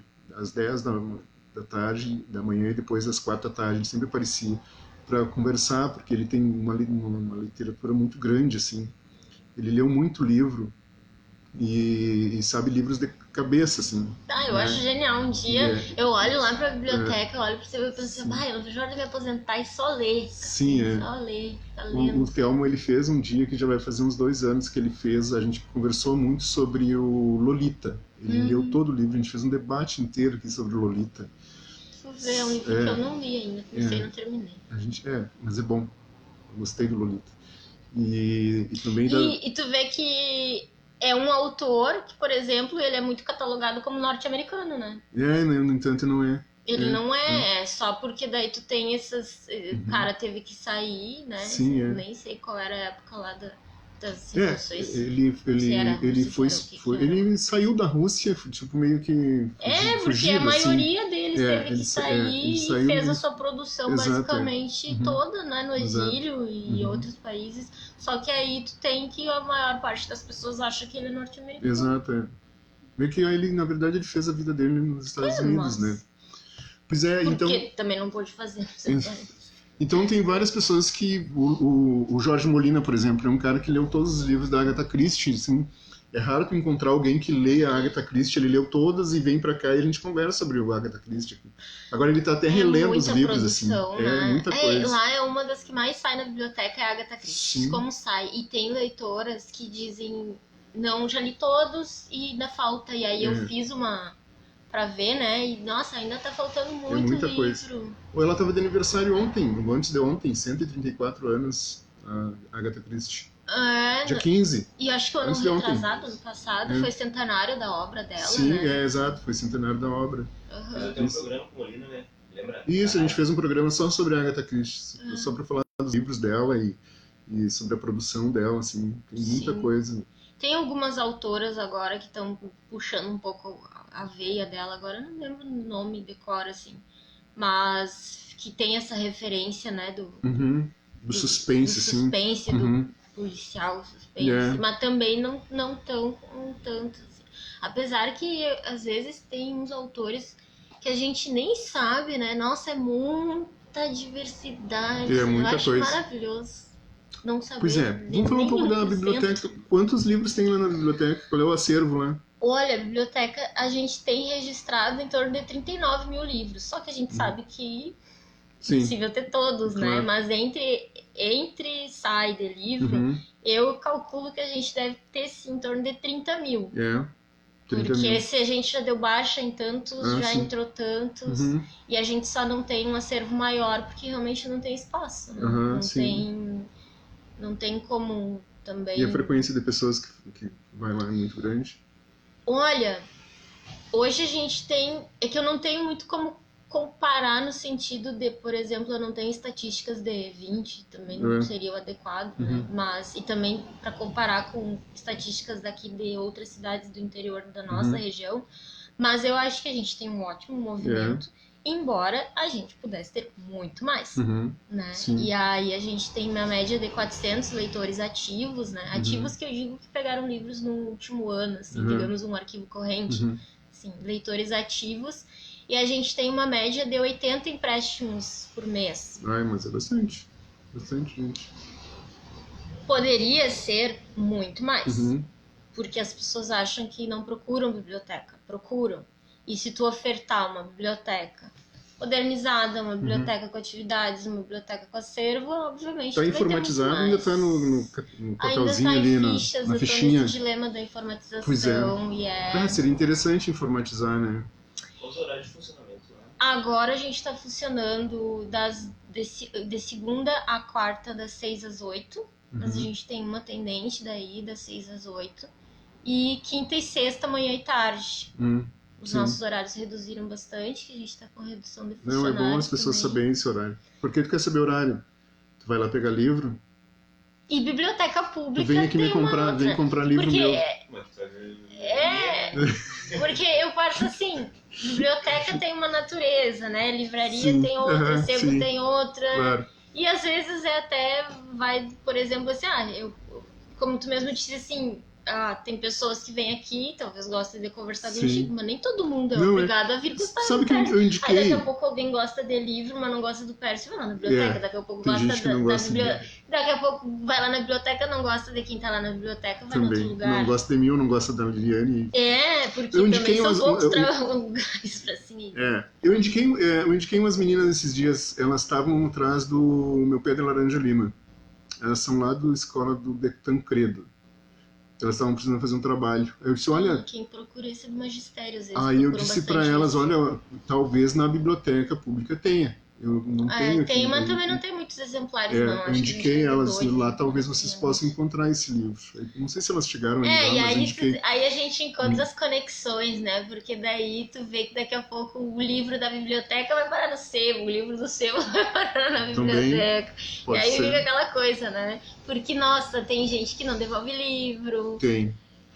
Quando fizer Tem descarte, tu me leitores, avisa. assim como deve ter muito comprador de livro que é muito peculiar, que é determinado livro. Sim. Teve uma história muito legal que eu vi que saiu até no Jornal do Almoço, acho que foi de um leitor da Biblioteca Municipal de Porto Alegre, lá da José Guimarães, querida bibliotecária de lá, a Renata, muito legal, ela e a Jaque. Eles têm o leitor mais antigo, ele marcava em determinada página todos os livros que ele lia, mas era uma marca muito, muito discreta, assim, e tinha na página tal. E aí, ele de repente, tu se dá conta que, tipo, o cara realmente ele leu basicamente toda a biblioteca municipal lá. Meu Deus. E foi muito curioso, eu não sei por que descobriram, ou com alguém foi investigar o que era aquela marca e tal. O que será? E ele marcava pra dizer que ele tinha lido. E eu acho que nos sebos tem muito disso também, de tu encontrar recados. Eu adoro encontrar recado, carta, foto, eu também. Tu não faz ideia do que eu encontro As aqui. dedicatórias são incríveis. Teve uma que eu até me emocionei, assim, era... Você pode não gostar de mim, mas eu vou conseguir gostar do livro, algumas coisas assim. Tem muitas. Você não faz ideia do que eu encontro aqui nos livros, quando eu chego. Quando eu compro livros. Né? Toda semana vem gente para me vender livro. Toda semana chega alguém me vender, as pessoas ficam com pena de botar fora. Sim. Ou eu já cansei de encontrar livro na lixeira também. Em várias lixeiras da cidade eu encontro coisas assim que tu nem imagina. E coisas que eu já até inclusive coloco para vender e vendo. Pessoas colocam livros fora. Esses tempos chegou uma menina aqui e disse assim, eu encontrei esse saco de livros ali na esquina da delegacia e deixou aqui. Tu quer? Eu disse, quero. E eram livros bons, eram alguns romances espíritas, outras coisas, umas literatura, acho que Machado de Assis, algumas coisas. E dentro do livro tinha as fotos de casamento de uma pessoa. Nossa! Que é a minha vizinha na Veracruz. Aí quando a Carol chegou aqui, eu disse, olha só, você conhece? É a nossa vizinha lá na Veracruz. A gente foi levar fotos de casamento dela dentro desse livro. Estava aqui na esquina da delegacia, não sei como é que foi chegar ali, de lá até aqui. Não sei se namorava aqui na volta, não sei. As pessoas colocam, nem se dão conta. Sim, fotos, mais, né? fotos de crianças, foto de adulto, foto de cartas. Cartas, muita carta, muita dedicatória, carta de amor. Esses tempos chegou um rapaz aqui e disse assim, tu aceita doação? Eu disse, aceito. Eu tenho esses livros aqui, que eu ganhei de uma ex-namorada minha, e eu tô namorando outra pessoa e eu não queria esses livros na minha casa. Não quis arrancar, eu disse, claro, velhinho, me dá aqui esses livros. A dedicatória fica sim, aí ele me deu os livros, assim, só porque tinha a dedicatória da ex-namorada. Então tem várias coisas que surgem assim, sabe? Dinheiro, às vezes, esse dinheiro antigo, selo, cartão postal, muita coisa dentro dos livros, encontro muita coisa, assim. Deve ser incrível. Tem um nome para isso, né? Efêmeros. Tem. Pode ser. Efêmeros. Sim, pode ser. Tem. É um nome que eu acabei procurando justamente isso. As coisas que são encontradas dentro de livros. Não, e aí falando, né? Tem muito bibliotecário, por exemplo, que é muito da questão da edição, aí tu tem lá os bibliófilos, que são bibliotecários também que são bibliófilos, e se detém muito na questão da preservação, na edição, sabe? Coisas Sim. que, tipo, capa. Eu me lembro que uma vez perguntaram qual a capa. Eu sou uma pessoa que nunca me liguei em capa. Tipo, eu não compro, eu sou literalmente a que não compro. Inclusive, as capas que toda a vida me chamaram mais atenção sempre foram as pretas, aquelas, tipo, essas encadernação muito antigas, assim. Agora, essas capas, assim, novas, eu nunca olho as capas, nem sei. Mas tem bibliotecário que é fissurado nessa parte, assim. Pois é, tu sabe que eu olho, e uma coisa que eu aprendi depois que eu vim para cá, para esse endereço, com o Telmo Marengo, é a questão do tradutor.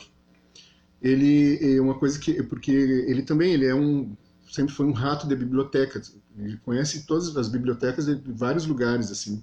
E aí ele me disse assim, tu presta atenção no tradutor. Dependendo do tradutor, a tradução vai ser legal, vai ser quase fiel ao original. E é uma coisa que eu não tinha percebido. E aí, justamente, quando chega livros livros assim, antigos, e de outras décadas, assim, eu sempre presto atenção quem foi a editora e o tradutor. E ele sempre me fala assim, ó, ele tem uma memória incrível, agora ele está meio doente, mas ele diz assim, tal editora é tal tradutor. Se não for o mesmo, o livro não é bom. Porque ele leu muita coisa, então ele conseguiu decorar isso. Sim, o povo sabe. Conseguiu decorar o tradutor de tal editora, sabe? E aí a gente fez uma experiência aqui, eu e ele. Ele tinha um livro que era O Apanhador no Campo de Centeio. E saiu uma edição nova em 2019, saiu uma edição nova. E aí ele pediu para mim comprar para ele. Aí eu comprei essa edição para comparar. E já era um outro tradutor. Sim, e realmente já tinham coisas. Algumas palavras da primeira edição eram bem diferentes dessa edição mais recente. Então, e algumas coisas perdiam um sentido na frase. E aí a gente fez esse comparativo. E ele até assinalou, porque ele tem o costume de assinalar tudo. Ele assinala tudo que ele lê. E a gente foi comparando, realmente tinha algumas alterações. E é bem diferente do original. Sim, isso e também é uma parte da minha profissão que eu nunca me detive assim nessa parte. Que são detalhes, às vezes, até das edições. Só que aí eu até comecei a me dar conta disso vendo, por exemplo, quando tu tem ali tradução do Mário Quintana, tradução do Eric Nepomuceno, que também é... Sim. E aí tu vê esses caras, assim, o Monteiro Lobato, que também era, apesar de todas as controvérsias, era um tradutor, né? E aí tu vê que eles têm obras, tipo, muito, né? Eram os caras que estavam... O Mário Quintana traduziu a Divina Comédia. Eu tinha aí, traduzido pelo Mário Quintana. Divina Comédia. E daqui a pouco passa batido, né? Sim. E uma coisa que eu comecei a prestar atenção nesses detalhes. Eu não passava batido, mas eu comecei a prestar atenção nas traduções. Nas editores e nas traduções. Nos tradutores, para saber quem eram os tradutores. E alguns são muito fiéis à original mesmo. E os mais recentes, eu não sei se mudou a língua, se é questão de concordância, questão de gramática, sei lá. Mas trocou alguma coisa. E tinha outra coisa que eu ia te falar. Tá. E tem outro... os habituês. São nossos habituês, né? Agora eu lembrei. A gente chama só os habituês. As pessoas que estão sempre aqui todos os dias, a gente chama os habituês. Aí o Marengo é um, o Léo é outro, tem o Gali, o Molina, são os nossos habituês aqui todo dia, quase todos os dias e quase toda semana estão aqui. Mas tem um tem um habituê desses, ele vem a cada 15 dias aqui, tu deve conhecer, eu acho que ele vai na biblioteca, que é o Jorge Amorim. Acho que sim. O Jorge Amorim. Tá saindo de bicicleta, uma bicicleta amarela. E esse é Molina, não é? O quê? Não é ele? Não, o Jorge Molina é um. Ele vai na biblioteca, às vezes ele pega livro lá.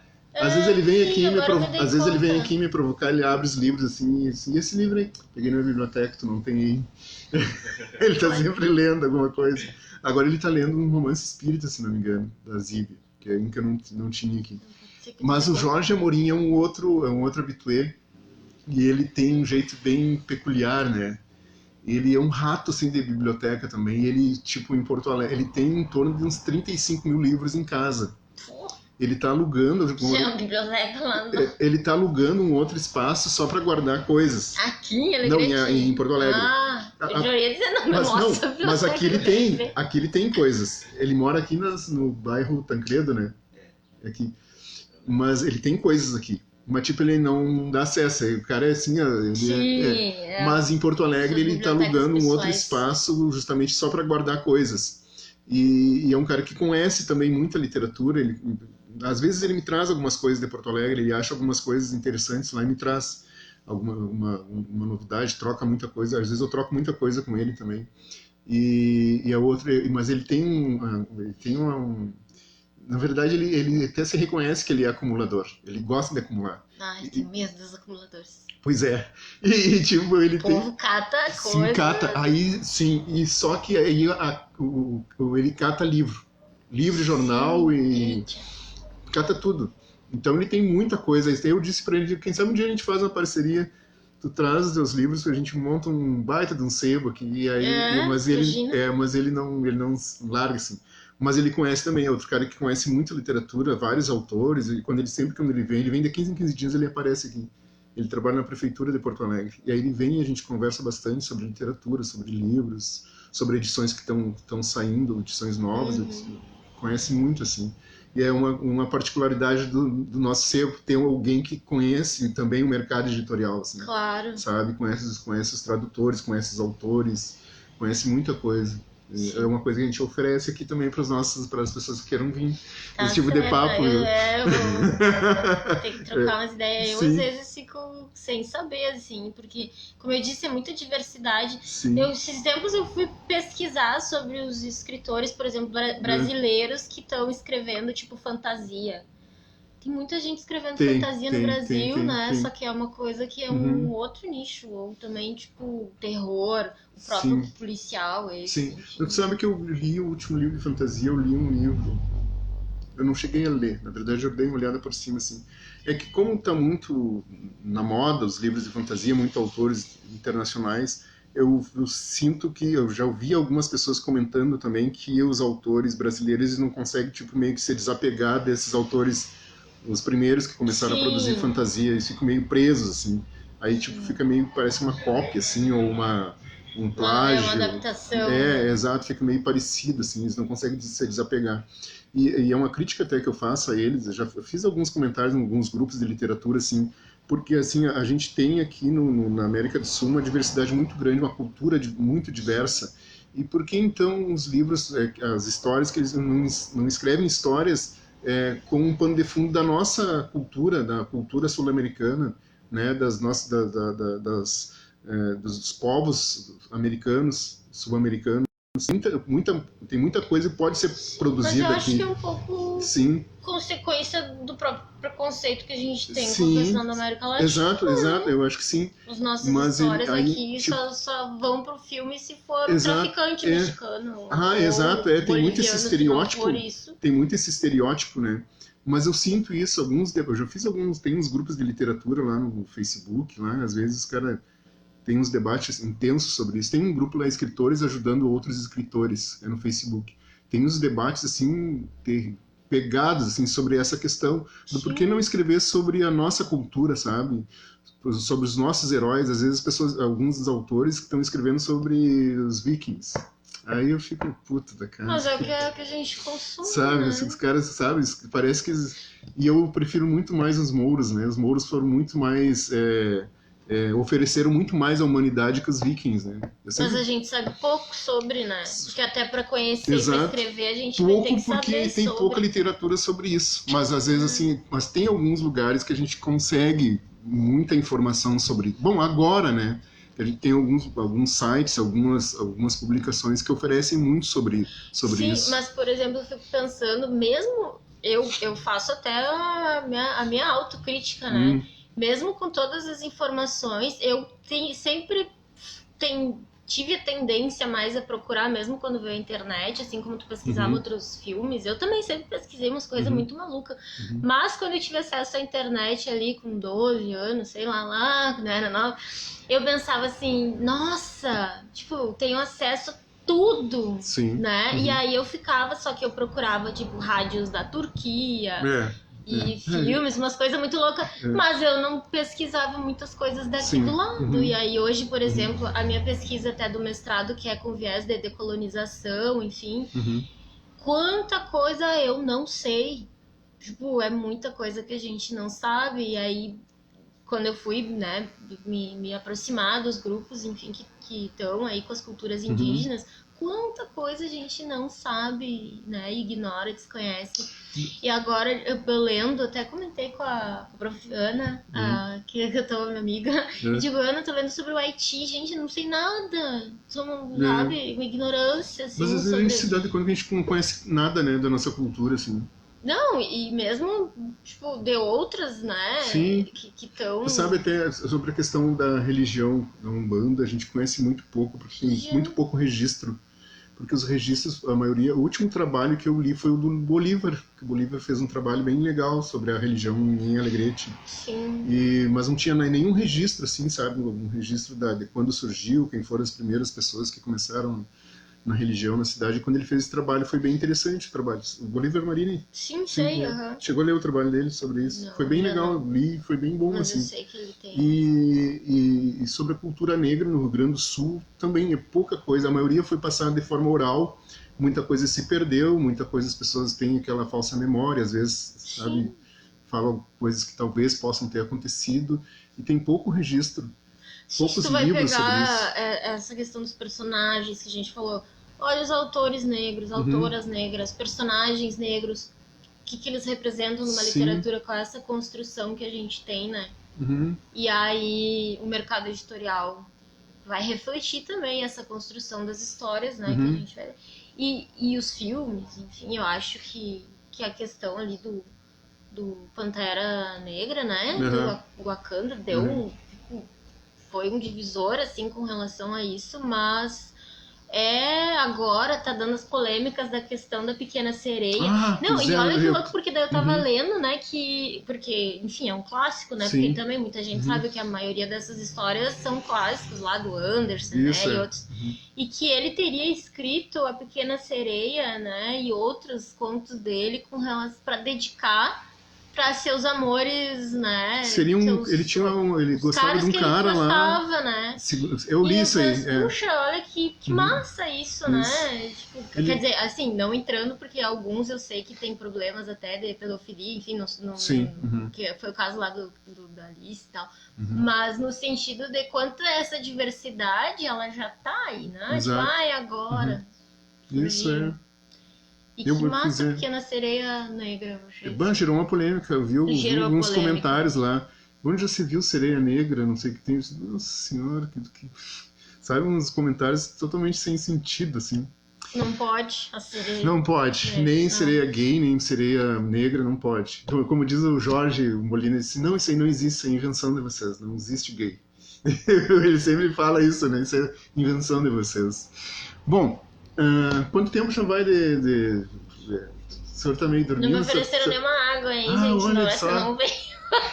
Nem café. Sabe que às vezes já teve live com café, já teve live com chopp, já teve live com vinho. Pra mim não. Isso aí eu acho que deve ser. Se eu vou olhar os outros convidados homens. Na verdade, eu esqueci, porque o Léo se atrasou, tinha várias outras coisas que tinha que fazer, a gente acabou esquecendo. Mas assim, ó, tu quer tomar água mesmo? Depois eu tomo. Tu quer? Tu quer tomar água mesmo? Vou me dar então. Tu pega uma água mineral pra nós? Mas eu queria reforçar o convite pra Feira do Livro, então. Quanto tempo já vai? 1h28. Tá, não, joia. Pega uma água mineral, faz favor, e pega as xícaras pra nós. Água da torneira. Não precisa ser mineral? Não? Pega as xícaras lá. Vê se estão limpas, porque o Luciano fica brigando que minhas xícaras são todas sujas. Não, mentira. Brincadeira. Reforçar o convite pra Feira do Livro. Tá, exato. Começa no dia 4. E também divulgar o seminário, de educação étnico-racial que a gente vai fazer, né? Focado para as questões negras e indígenas na educação aqui em Alegrete. Tocando aí os projetos, né? Para pensar a lei 10.639 a 11.645. Aí começa a feira no dia 4, a abertura da feira, e vai até sábado. Que o FAQ foi transferido para dezembro, o FAQ seria então no sábado e no domingo, e agora vai ser em dezembro o FAQ. Então a feira se encerra no sábado, teremos acho que já deve estar no site da prefeitura a programação, as inscrições. Tem inscrições de oficinas, temos oficinas de contação de histórias, as oficinas de zine, slam, vai ter bastante gente. O patrono é o Marcelo Rocha, que é o escritor daqui, né? Enfim, já é conhecido, eu acho, aqui do pessoal em Alegrete. A escritora homenageada é a Rosane Castro. E tem homenagem póstuma também ao Laci Osório, que é escritor daqui. E acho que esqueci o nome, não trouxe anotados. Se tem mais algum homenageado. Bom, o oficina de zine de quem é que vai ministrar? Eu acho que é o pessoal do Poetas Vivos vai fazer uma oficina. Tu sabe que o meu fanzine foi um dos fanzines mais influentes da contracultura brasileira nos anos 90? Eu não Tem ideia disso? Muito bem. O meu fanzine, o nome dele era Ódio Suburbano. Eu comecei a produzir ele em 91, não em 90. A primeira edição foi no final de 90. Eu fiquei 5 anos produzindo ele. E distribuí ele em todo o Brasil e fora do Brasil também. Distribuí muito o meu fanzine. E ele era mais para divulgar a cultura anarcopunk. Sim, eu época. Sei. Eu sabe que eu ajudei a fazer uns zines da anarcopunk também, Sim. que era nova. Ah, que joia, viu só? E aí eu não tinha fanzine na cidade, eu vou criar um fanzine, cara. Eu era muito ligado à questão punk, assim. Ainda sou, gosto muito da contracultura punk. E da música, principalmente. Não mais do estilo, mas da música. E aí comecei a produzir um fanzine. Ódio Suburbano, o nome. E aí comecei a distribuir de forma, assim, despretensiosa, assim. E aí as pessoas começaram a gostar e começaram a pedir. E tinha toda aquela questão da produção, da colagem, do xerox, porque eu fazia todo colado, né? Por mais que eu tivesse que digitar, na época não era digitado, era datilografado. Eu datilografava, mesmo assim eu recortava para fazer colagem, então era todo colado. O meu fanzine aí sempre tinha 5, 6 páginas, 6, 7 páginas. Inclusive teve uma época que eu fiz o Anderson o Anderson também tinha um fanzine, que era o Governo Mata, e o Tarcos Aguilar também, que é aquele artista plástico, também tinha outro fanzine. A gente fez até uma edição especial com os 3 fanzines, assim, e a gente distribuiu em vários lugares, assim, divulgando bandas punks e a filosofia punk, o anarquismo e várias coisas. Sim, porque as minhas irmãs mais velhas também andavam com o pessoal da contracultura. Daí eu tinha uma amiga que inclusive morava aqui, o pai dela tinha, que era a Lara Garcia, o pai dela tinha uma irmã do Juliano, e da Graciela também. Sim. A Graciela mora em Porto Alegre agora. Não, acho que a Graciela tá no Rio. No ela Rio? tá fazendo parte até de uma live. Acho que ela tá no Rio. Bom. Acho que ela tá no FRJ. Ah, sim. E aí eu tinha também nas nossas dias só na Bic, na caneta Bic. E depois eu e uma amiga, a gente fez um jornal lá no Zó da Aranha, quando eu tinha acho que uns 12. O nome do jornal era Cabeça Ativa. Cabeça Ativa. Que joia. Aí a gente falava também sobre questões do que era o anarquismo. Sim. E aí tu sabe que, não, por incrível que pareça, eu não fiquei com nenhum número do fanzine. Eu conheço algumas pessoas que ficaram com os fanzines, assim, até eu já pedi, assim, pelo menos para xerocar, para me mandar, para mim guardar, para me mostrar para as pessoas que eu participei disso, porque era legal. Porque teve uma época até em Belo Horizonte, teve uma prefeitura tinha um setor cultural onde eles reuniram vários fanzines e bandas que tinham influência no meio contracultural, e o meu fanzine fazia parte disso, estava lá exposto lá, como nos fanzines que fazia esse trabalho, essa costura entre os grupos punks de cada cidade, assim. Que bacana. E aí o meu fanzine tinha esse trabalho, assim. É uma coisa legal, eu gostava de fazer, assim.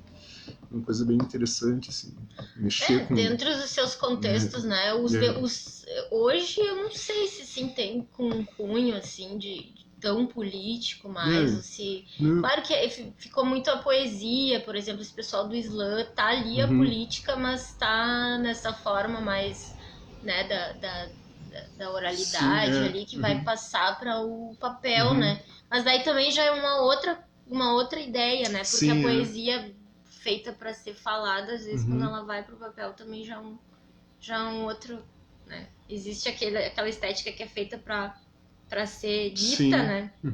E aí quando vai para o formato escrito, já muda um pouco, assim. Tem um outro impacto. E aí no mais, o que eu vou aproveitar e divulgar também, eu participo do Leia Mulheres, o Leia Mulheres, né? Pois é, o Leia Mulheres. Tinha me perguntado, eu e a Ana Lúcia, né, que somos as mediadoras do Leia Mulheres, a gente tá comemorando 5 anos esse ano em Alegrete.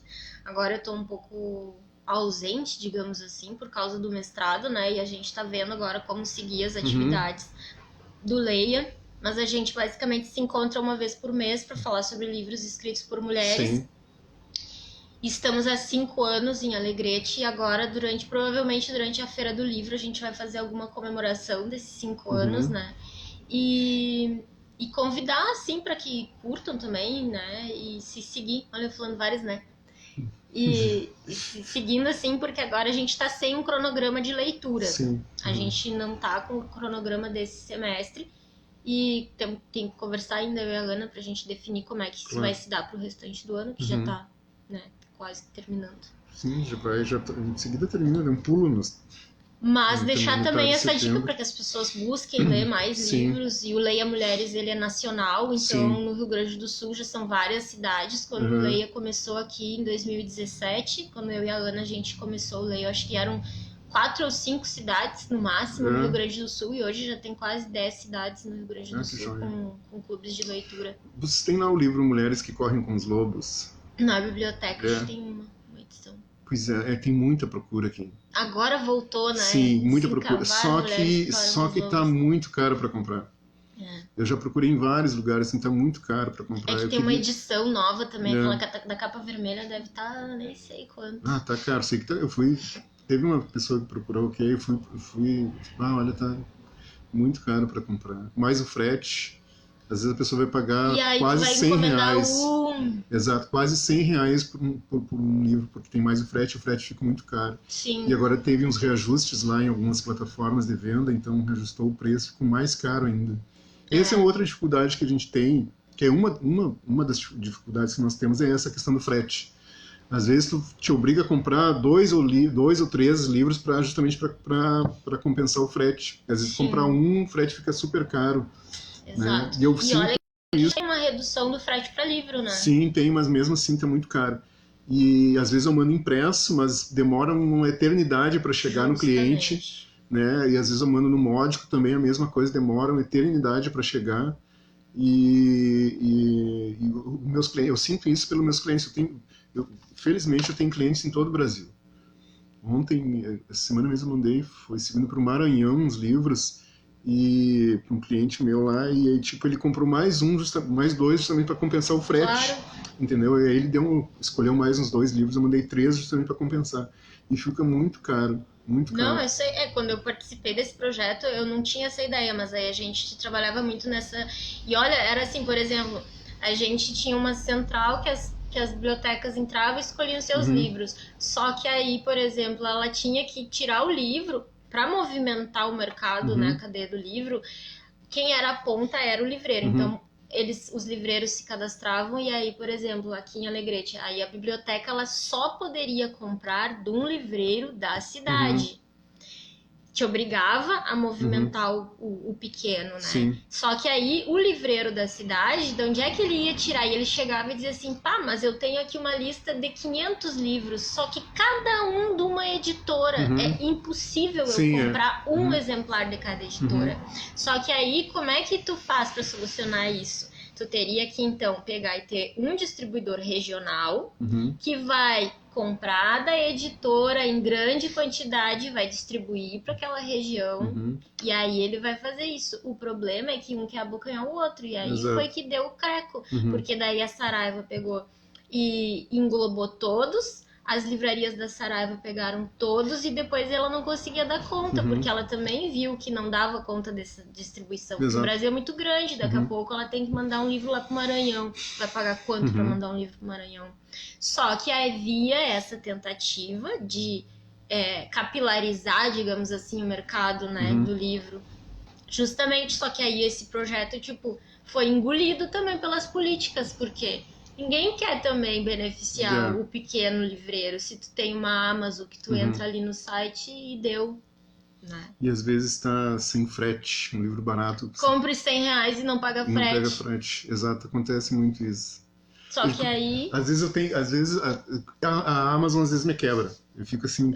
quebrou e mesmo aí... eles estão quebrando. Mas às vezes sabe que às vezes chegam as pessoas para comprar um livro e dizem assim, quanto tá esse livro? É 30. Mas tá caro, em tal lugar tá 20. Eu disse, tá, mas presta atenção, olha o frete. olha o frete, quanto vai pagar de frete? Aí a pessoa, vai dar mais que comprar aqui. Pois é. E aí entra numa outra coisa que eu daria um outro podcast, que é R$30 é caro um livro. É 30 reais caro um livro? Será que é? Ou será que é o nosso valor? Porque daí entra na questão do valor simbólico do livro. Porque R$30, honestamente... Às vezes, na verdade, é o poder aquisitivo que é muito baixo. O poder aquisitivo é baixo. E o que a gente coloca como prioridade para adquirir com R$30? Porque R$30 é uma coisa efêmera. Ninguém senta no bar e gasta menos de 60 para tomar um chopp e comer uma pizza. Mas é o teu lazer. Exato. É porque tu tá cansado de trabalhar, porque tu não aguenta mais o teu cotidiano e tu só quer sentar e às vezes tomar um chopp. Tu não quer sentar e ler um livro, porque o livro tu vai ter R$30 e tu vai ter ele por daqui 50 anos, talvez. E o chopp? Se tu tomar um pouco mais de chopp, tu vomita ainda e tu pensa, puxa vida, toma um chopp, daqui uma meia hora a gente vai dar uma mijada e vai embora. Deu. Só que é o prazer e a gente tá numa sociedade que valoriza muito mais esse prazer efêmero. Prazer instantâneo, R$30 eu pago pra assinar o Spotify por mês. E aí entra nas questões das mídias, que primeiro te dão de graça. Se tu começar a oferecer livro de graça, até que isso se torne uma necessidade, que é o que as mídias fazem, né? E hoje, o que a gente vai ter? Não vai a água, o espaço, o armazenamento em nuvem. Porque tu tem a necessidade que tu não tinha, mas que te obrigaram a ter, de tu ter as tuas coisas na nuvem e de tu ter tudo no... Quando que a gente ia pensar em pagar pra ouvir música? Mas a gente não paga pra ouvir música, a gente paga pra ouvir música sem anúncio. Exato, Gente, é absurdo. E a gente paga e às vezes nem reclama. Exatamente. E aí tu tem, poxa, mas a gente vem de uma geração que ouvia na rádio aí, cassete, e tem N formas da gente ouvir música de graça, mas a gente tem umas mídias que daqui a pouco te colocam, e aí R$30. É caro um livro? Eu fico me perguntando quando as pessoas dizem, mas o livro é caro no Brasil. Não acho que é caro, não, eu acho que nosso poder aquisitivo para comprar livro talvez não corresponda à nossa necessidade. Mas assim, a pipoca no cinema é quanto?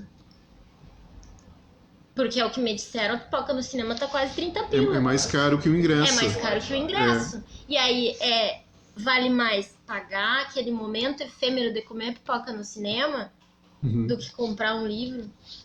É isso. Vai do que a gente coloca como prioridade, quais são os nossos valores e o que nós estamos dispostos a pagar R$30.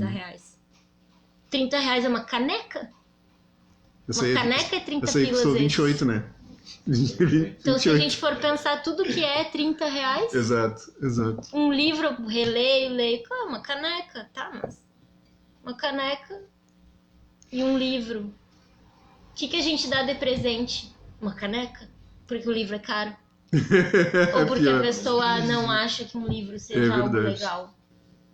Né? Não sei. Então eu fico com isso, assim, todo mundo, mas o livro é caro. E aí esse negócio também que é um discurso muito, tipo, então vamos taxar o livro porque o livro é caro e ele é rico. Sim, E aí a gente vai daqui a pouco fazendo algumas construções, né? Tipo, que mais deixam cada vez mais distante, então, o livro, né? Então, já que é caro, nem vou mesmo. Exato. E distancia as pessoas do livro. E ao mesmo tempo tu tem essa contradição do ser humano, que aí, por exemplo, assim, tu chega na biblioteca, ninguém paga pra se associar na biblioteca, mas ninguém valoriza, às vezes, também, que tu tem um acervo de 30 mil livros, gratuito, público, que tu só precisa ir lá e devolver. E tem gente que ainda não acha que seja necessário. Mas então eu vou lá e vou pagar R$50 no livro, eu não quero. Quando uma vez eu fiz uma atividade no calçadão e estava distribuindo livro de gente que teoricamente seria a favor da democratização do livro, mas me disse, Eliane, tu não acha que esse livro aqui é muito bom para distribuir assim para as pessoas? Quer que eu distribua livro ruim? Né? Então é uma concepção. E aí o outro senhor chegou e disse, dado? Não, dado nada, aquele dado é bom, então eu prefiro pagar. Eu pago pra ti, tu me dá esse livro, eu não tô te dando. Meu Deus. É uma distribuição, uma ação. Então a gente às vezes tipo, tem essas se depara com algumas né? contradições que dão uma bugada na nossa cabeça assim também. Pois é. E sim, eu distribuo porque eu não considero que, porque é uma ação de democratização, Sim. de acesso ao livro, eu vá colocar num projeto um livro mofado, um livro rasgado, assim Sim. como eu também não vou distribuir na biblioteca, nas nossas estantes, livros deteriorados, porque é gratuito, porque Sim. é público, tem que ter uma qualidade inferior. Exato. É. Não, Uhum. a qualidade tem que ser sempre pra cima, porque é o Exato. que as pessoas merecem, né? Meu, que todo mundo merece ter um livro. Por que um livro bom e novo vai ter que ter só numa cultura para um público X que vai ter um acesso? Não. Ah, enfim, eu tô... Não, tô adorando. É isso mesmo. É isso que se deixar eu me empolgo falando de livros. tu tem toda a razão. Bom, eu não quero te cansar e nem cansar as pessoas que nos assistem, ou vão assistir depois, ou vão escutar depois lá no Spotify. Muita gente escuta depois. Mas quero te agradecer a tua presença aqui. Por mim, a gente fica mais um tempão falando aqui, mas eu quero te agradecer a tua presença aqui. Para mim foi muito prazeroso essa conversa. Acho que a gente nunca conversou assim. Muito. Mas foi bom te conhecer um pouco mais, saber sobre o teu trabalho, né? Saber da que forma que tu te relaciona com os livros. Sim, obrigada pelo convite. Estou sempre à disposição para falar sobre as pautas. Bom, a gente vai se encontrar agora na Feira do Livro. Isso, estaremos. Vai ser uma feira ótima, porque depois de 2 anos sem feira, né? Vai ser bem especial. Tomara que seja. O pessoal do SESC, né, da secretaria, está se organizando bastante. Só fiquei triste que diminuiu um dia. Bom, pois tudo bem, mas tá bem. Pode ser que seja melhor. Isso. Antes da gente encerrar e dar tchau, eu quero falar dos nossos patrocinadores, né? O pessoal que nos apoia aí. Tá Barato Pra Caramba, Isolan Calçados, Liga Alegretense de Futebol, Serralheria Lucange, Disc Shop, Centro Africanista Iedeoiá, lá no Nido dos Canudos, da Mãe Cris, Oficina JK do Gaguinho, Sebo Praça Nova e o Botequinho Lanches, que é o da Caroline Giordano. Esses são os patrocinadores, o pessoal que... Esses contatos estão todos lá na nossa página, no Face. E também o nosso podcast está disponível na Amazon Music e também lá no Spotify. Eu vou deixar meu abraço, então, que eu nem mandei abraço pra ninguém. Não, pode mandar abraço. Mas agradecer a Carol, então, pelo convite, né? Tu era da cota dela. Muito obrigada pela lembrança. E agradecer também, sei lá, minhas colegas de trabalho, agradecer as pessoas também que desde que eu cheguei em Alegrete acolheram, né, nessas pautas aí da leitura e do livro. E agradecer meus pais, mandar um beijo pra Xuxa. Mas que também, né, eu tive acesso aos livros desde casa, então... Acho que tudo começa em casa, né? Acesso aos livros. Tem gente que às vezes até não tem acesso aos livros em casa, mas encontra, né? E eu tinha... O pai até hoje tem, né, livros. Sabe que eu tive uma sorte que eu me dava muito bem com uma professora da biblioteca lá no Lauro, e ela me dava a chave. Nossa. Pode ficar lá. E eu ia para a biblioteca, às vezes até final de semana, ficava encerrado lendo. Né? Ficava lendo lá, aquele monte de livros, assim, sabe? Para te ver que sempre me relacionei com livro. O livro sempre esteve perto, assim. Sim. Aí ficava lendo, lia de tudo, assim, sabe? Ficava maravilhado, lendo. Às vezes ficava só olhando as prateleiras, pra lá e pra cá, aquele monte de livros. Assim. O meu pai tem até hoje livros, embora ele já... O pai já se cansou já um pouco de ler. Sim. Mas... Né, agradecer também por ter pego essa veia. Isso aí. Eu ia seguir, né, que tu tinha me perguntado, eu ia seguir a profissão. Tu ia ser jornalista. Mas daí... Sim. Não ia dar dinheiro. Mas de repente o jornalismo... Porque bibliotecária sem dinheiro. De repente o jornalismo perdeu uma jornalista e ganhou... E os livros ganharam uma bibliotecária apaixonada. Assim. Só agradecer, então, pelo convite. Então tá. Era isso, pessoal. Obrigado, Léo. Tá? Até a próxima e nos acompanhem lá nas redes sociais, no YouTube também, tá? Onde está disponível o vídeo. Era isso.